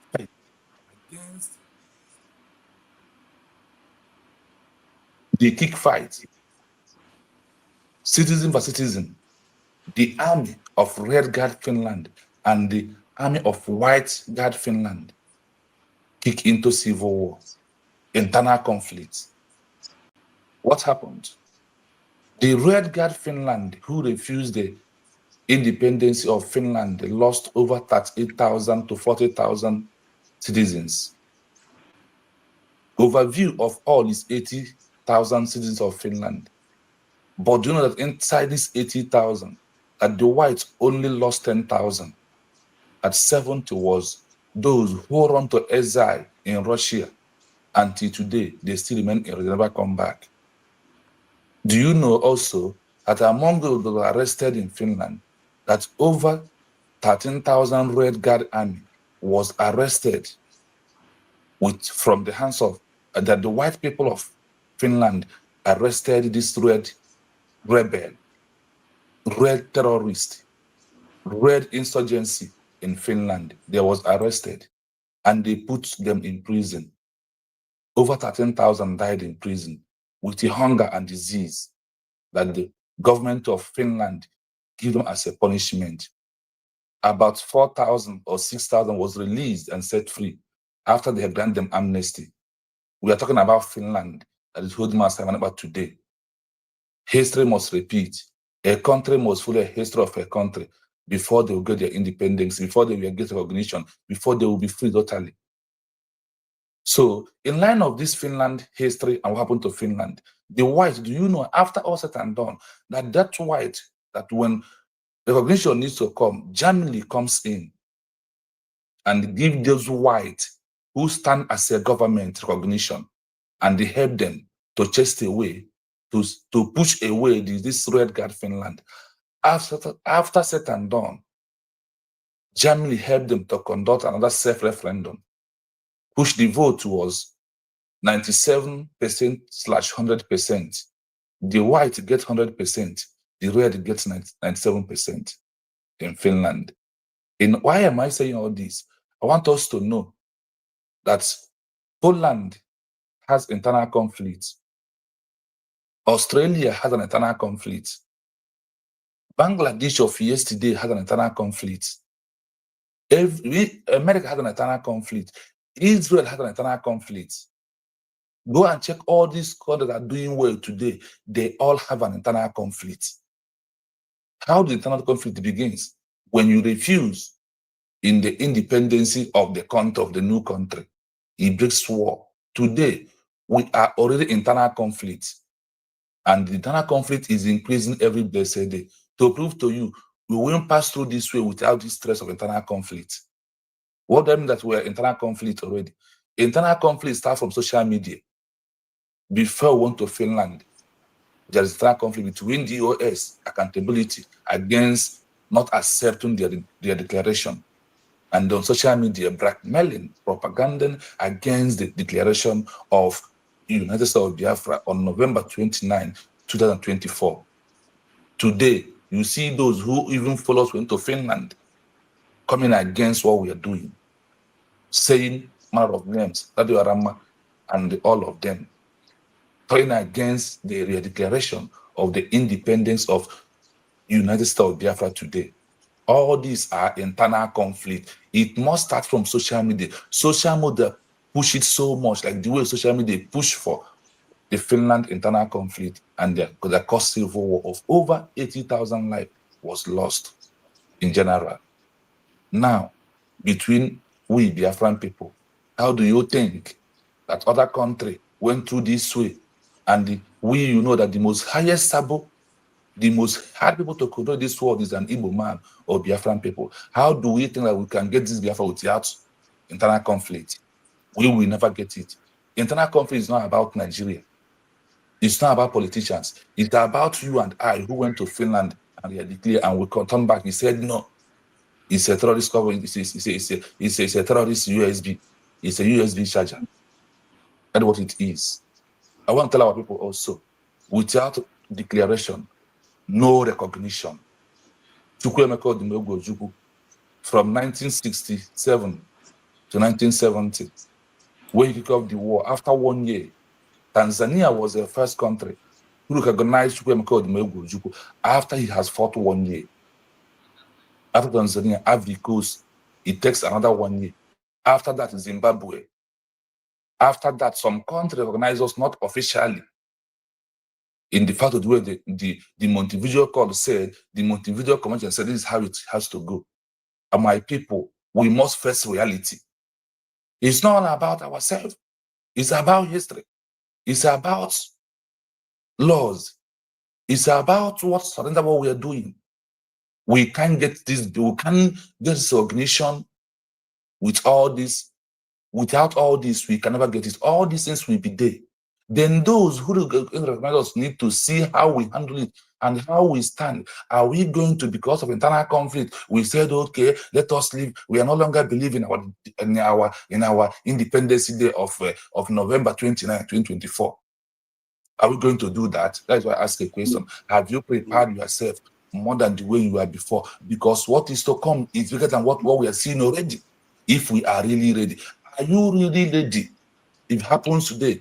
Now that gentle Butos are put for internal conflict.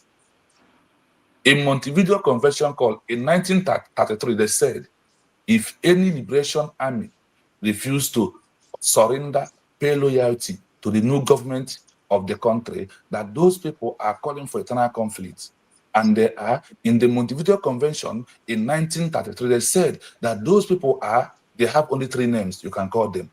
They are insurgency, they are rebel, they are what? A terrorist group. That is what Montevideo Convention called them. And no army in this world will make a country to get recognition.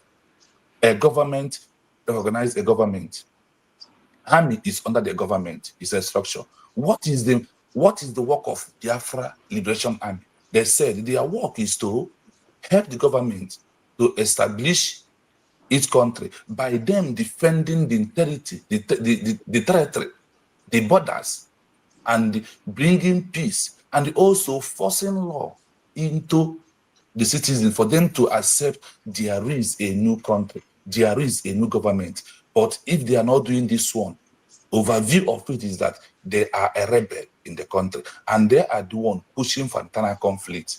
If internal conflicts come today, that you who believe in this government, that we are going to fight with the Biafra, the international law, United Nations law said that a new government has its rights to recruit a new army, to train them and give them power to chase away the rebels who refuse to work under the government. If this has occurred to us now, are you sure you are going to stand with this government? Are you not going to be among those who, like Harald, you could deceive this government? Stop this thing you are doing. I beg, what is your Biafra? Are you sure you are not going to say that? It's not about talking. It's about the action that is coming. Are you going to stand when it happens that we are in Biafra land, internal conflict, our government army, our University of Biafra army to chase away these rebels in our land right now because of their friend, because of their family? Are you still going to stand on the side of the government, or are you going to ask government, I have denounced the declaration, I don't want it anymore? Which stand are you going to take? Rethink yourself. If you are not ready, that is why I said, remove emotion in what we are doing. Now it's time for strong men for strong action, strong women for strong action. A determined mind is what we need now. Have you prepared yourself more than the way you were before? If it happens internal conflict, Are you going to stand with United States of Biafra, or are you going to say, no, I don't want government again, no, instead of going to kill our people anymore, that they're killing their pie and their this and that. So when you see Adando Osho, the Ifocha E woman, and a woman Jan, and when you when one nothing has happened though. We are in the eve of something to happen before we can be able to get our recognition. Recognition is what we set all these things in here. Stop. What they are doing also what they are doing today are also delaying the recognition also. That is why you who believe in yourself, Biafra, you must stand strong and know history, know your rights and what you need to do at this time that we are into. Thank you so much. I stop here. Okay. Thank you so much. Biafra is my home. For a wonderful contribution. We are running it up. Biafran's now going to Biafra is my home, Mukuru. Because if you have never subscribed to his channel, please do it now. He's our brother doing a very wonderful job, sacrificing his time and his talent and his speeches to make sure that everything is going on. They needed. We're always doing that. Name our people educate. So when they again, and he's doing marvelously well from his own side. Chukuna Godziagi Biafran is my home. Babu me, the person goes on after Chuku Kabiama. He said, please, I don't know whether Aran will go up because just so we know in the next 5 minutes. Can I check the program for today? This is getting to almost 4 hours now. And I need to sleep. So 3 p.m. because okay. Bueno. Mama, My brother, ihe nji n'aka karịrị ya mana udo dị. Ihe na-eme anyị si anyị n'aka, o si anyị n'aka, o si anyị n'aka. Ihe na-eme anyị si anyị n'aka, onye atara Chukwu taa. Ihe na-eme anyị si anyị n'aka, o si anyị n'aka, o si anyị n'aka. Ihe na-eme anyị si anyị n'aka, onye atala Chukwu taa. Udo dịrị gị nwa nke Chineke, nwa nke mmadụ, ekene m gị, my brother Biafra Estedos. Greetings to you, my sister in the house. I greet you. My people at the comment section, the genuine Biafrans, those that are thirst of freedom.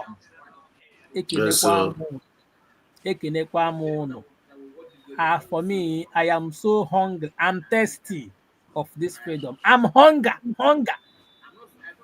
My leader, Mazen Nanekano, said, I'm dead. It is only Biafra that will resurrect me. We are all dead without Biafra. Ọ dịghị onye anyị bụ maka na ị ga-agwa m na ọ bụrụ na anyị bụ mmadụ without Biafra, agaghị na-egbu anyị n'ugwu na-egbu anyị na ndịda, enweghị onye ga-ekwuru ọnụ anyị. Ọ maka na ebe ha dobere anyị bụ nwa okpu onu. Onweghị ndị anyị bụ ebe ahụ. Yes. Mana our people, ndị a jụrụ ajụ ji aka ha na-afa ego onwe ha. How many countries on this planet Earth ga-anụ na-enwe ebe a na-ama treat their citizen ha gbacha nkịta na-ekwu okwu? And yeah, people are still, even our own people are still protecting that useless contraction, fighting their own. Maka na asọ nwanne bịa ka ala nọ n'ebe anyị na-aga n'ụzọ adịghị ya. O nweghị ihe ebe a ga-ewetara anyị ekpukpe gị isi. You know, sometimes when I sit back like this, I reason. I began to ask this question. Are you sure most of us are really human beings? Because I would say most of us, those fighting against us, they are not. In recent, where things are being done well, they might have many people fighting for that particular cause. Once made this declaration, the people that is fighting the same cause, how that na headway, to the extent of na one ọrụ agwụla. Ihe kwesịrị imebu onye ọbụla join is ya gbaka aka ọzọ ọrụ na gọọmenti ahụ si echịkọtara pushu ya by now ya ala nwanne by now okwu ebiela. Then what did they result doing? They began to fight that particular light that have already shined the useless and morose that joined and even voted for that particular child to be born, to be rebelled. They are not telling you they are not supporting that particular thing they voted for. Hey! Onye kwuru ihe ahụ? Onye kwuru that thing? When you see, I was watching Gentle Okuruya. I was watching Butozo Okuruya. I am not supporting the USB. One vote etro eleghị eto na vote etro bring na vote ahụ. Vote a ini etro over. Did they agree na Finland? Oh yeah, over 60 something million. 50 wu mgbe our PM nọ ya. Mgbe PM nọ ya ka ọ 50. Mana before they declare 60 something thousand. Ka mmadụ ga-apụta na-agwa gị datị na ọ support ga ha USB. Na ọkwa ka ọ dị o. What told you, man? The thing is somehow. That's so funny. Let me see. How many nights one agiri on that fateful day, despite the fact that the child was put to bed before the doctor's appointment and the doctor's time. We are all happy. We jubilated. Everybody, we are so happy about it. I said, oh, we say, oh, thank God. Oh, so finally, it came before the time. We also welcome the baby. Oruzia ka a ga-elekọta the baby nwee ike nọchọ ya ka o too. Ha so were ya gbuo ya na ya achọzi ya. They say kill the baby. They don't want it anymore. They have to go back to Brigi. PM say fall back. PM has about speed. Yeah, that if na want to about late, that now this all along in the US no reach here. We've not passed this level. Come on, they not say fall back. But look at the funny part of it again. Those people that shouted fall back, even those that received the secret call, Mandeke call our PM now, Mandeke ground PM anya so fall back. After fall back, under few weeks, how much after? Now fall back, I was here. How's the 4D? Nah, that kind of thing, no. And people are still following them all. One no issue. It was very huge. Only issue na heziro issue. One day, akwaya huzo ya sigele kwebi ga sogo. I swear. Mada ahube huzo. Ojala. Kawo one of our brother number no say onye nkozo wuda ngwurugwu. Onye nkozo anaghị aga ije oje clutch saga. Ha sị ka aha abụọ ga chọọ ha kọ mmadụ ihe gbara gasịa nwanne ụdị akụ ejere akụ ya ha ga-achọ okwu kọ mmadụ ihe gbara aga elekwu jide agba ọsọ dị dangurugwu na onye ji klọch Gaga kọ mmadụ ihe gbara aga na ihe ọjọọ na-atọ Chineke ihe ọjọọ na-atọ ọkwa ihe dị fọba ka na-eme ndị dangurugwu a na-aga ịkụ mmadụ ihe ndị chọrọ ndụ togozi ọrọbeze ka a lelechara anya mmadụ ahụbeghị ụzọ ya asị ya kụgbara my happiness wo Biafran people onye ọbụla ma anya ka azụ you can fool them once but you can't fool them forever. Yes, ka ha mecha ihe niile ha kwa onye ọbụla anya ha bụ afụgachala na ha hụ n'ụzọ. My brother, o nwere news, o nwere ihe mụrụ na fly na amakpa mebiri across that stuff. Mbo Uchechi the hospitalized. Nwunye Nnamdi Kanu. Ex-wife ya, ị na-akpa nwunye ya, ex-wife ya, but ọ nọ na-ekele mekwa na nwunye ya. Not the hospitalized. Nsị nwa ya ọjọọ gaghị adị ebe ọ hụrụ na plan o mere na ọwọkọ. And only BP ga-akụ ya kpim n'ala. ndị mmadụ na-ede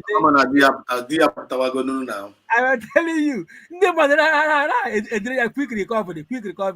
Onye nkọta sịrị na ya nụrụ na ọya awa bitere di ya na ya rugbo otu na ya gakwa ga yọọ for forgiveness na ọ ga-agbake. I feel like the information. What the thing self? I don't like it. Take one of their self. Ahụrụ m ya Facebook na hụ ka adịkpejiri ihe n'imi n'anya. Anyway, my fellow Biafrans, we have only one government. So don't mind the mediocres. They are operating in black market, as our brother will always say. Hand on a chair and then headed to rescue. No journey of no return. That's where they are heading to. And nothing can stop it. Nothing can stop exactly. it. Nothing can stop it. And we can't help them all. We can't help them. Maka na onye jiri aka were oshishi mago onwe n'olu enwe onye ga-abịa help ya ma this thing now is the ha ji aka ha na commit suicide. Exactly. When onye ji aka commit suicide ị ga-asị ya mba o ji aka ugbu ala tupu ya aga. Exactly. So they are just, you know, anything happening, anything happens na media bịakwuo nwanne, they are exposing themselves thereby. It's my advice to Mazi Ugo, we love him, we respect him so much, we cherish him, he's one of us. Our PM once said, if you see that you don't have strength or your strength might not be carrying you to the stars we are into, you better stay aside.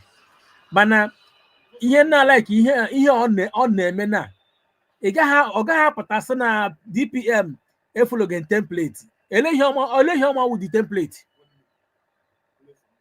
ọhịa o ji pụọ nwanne ịrụju ole onweghị n'afọ ọsọ gị anyị ga-akparị gị Maazị Ugo iwu onye nke m, you know me.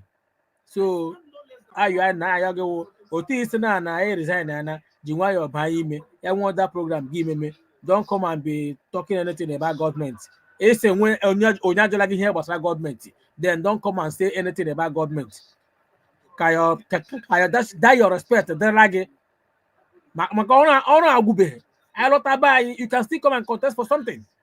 Ọrụ agwụbe ọrụ aka arụsef ka nke arụga na ihe a na-afa ka ihe to get our total freedom ọgwụla nweghị ọzọ ọgwụ. I rest my case, my brother. Udo dịrị gị. Man, thank you so much. Thank you so much. Ikute channel, and don't know Ikute channel, Show Master, Ikute channel, Triple M, Ikute channel. At least you 2 hours not release you can Kogazu Kwanika, Yotago, a good thing, nobody or draw easy. Let on that man, he can draw easy for all these years. He hold the line. So tell for Korea now, Kogazu, Yagagas, Ika, Yotago, so no Ika. Then a woman Biafra but even this weekend I'm up to na ịchọ ka onye ọbụla jụọ gị ajụjụ n'ihe kwukwara ihe ijikwa ọnụ gị wee kwuo ịchọ ka jụọ gị ajụjụ dere gị na-abịa ekwukwu okwu maka gọọmenti ọsịrị ịhụ China na onye ajụkwana gị ajụjụ so ya biko ekwutekwana ihe gbasara the gọọmenti ya ọtọgo so our advice ụmụ Biafra na-enye gị anyị nwa na-enyekwa gị. We love you so much and we have a very big respect for you, Maazị Ugo. We love you. We have a very big respect for you. So, because China, just Gaga's weekend. And then I know Gawa. Very, very important. So, Biafrans, lovers of freedom all over the world. We now go there.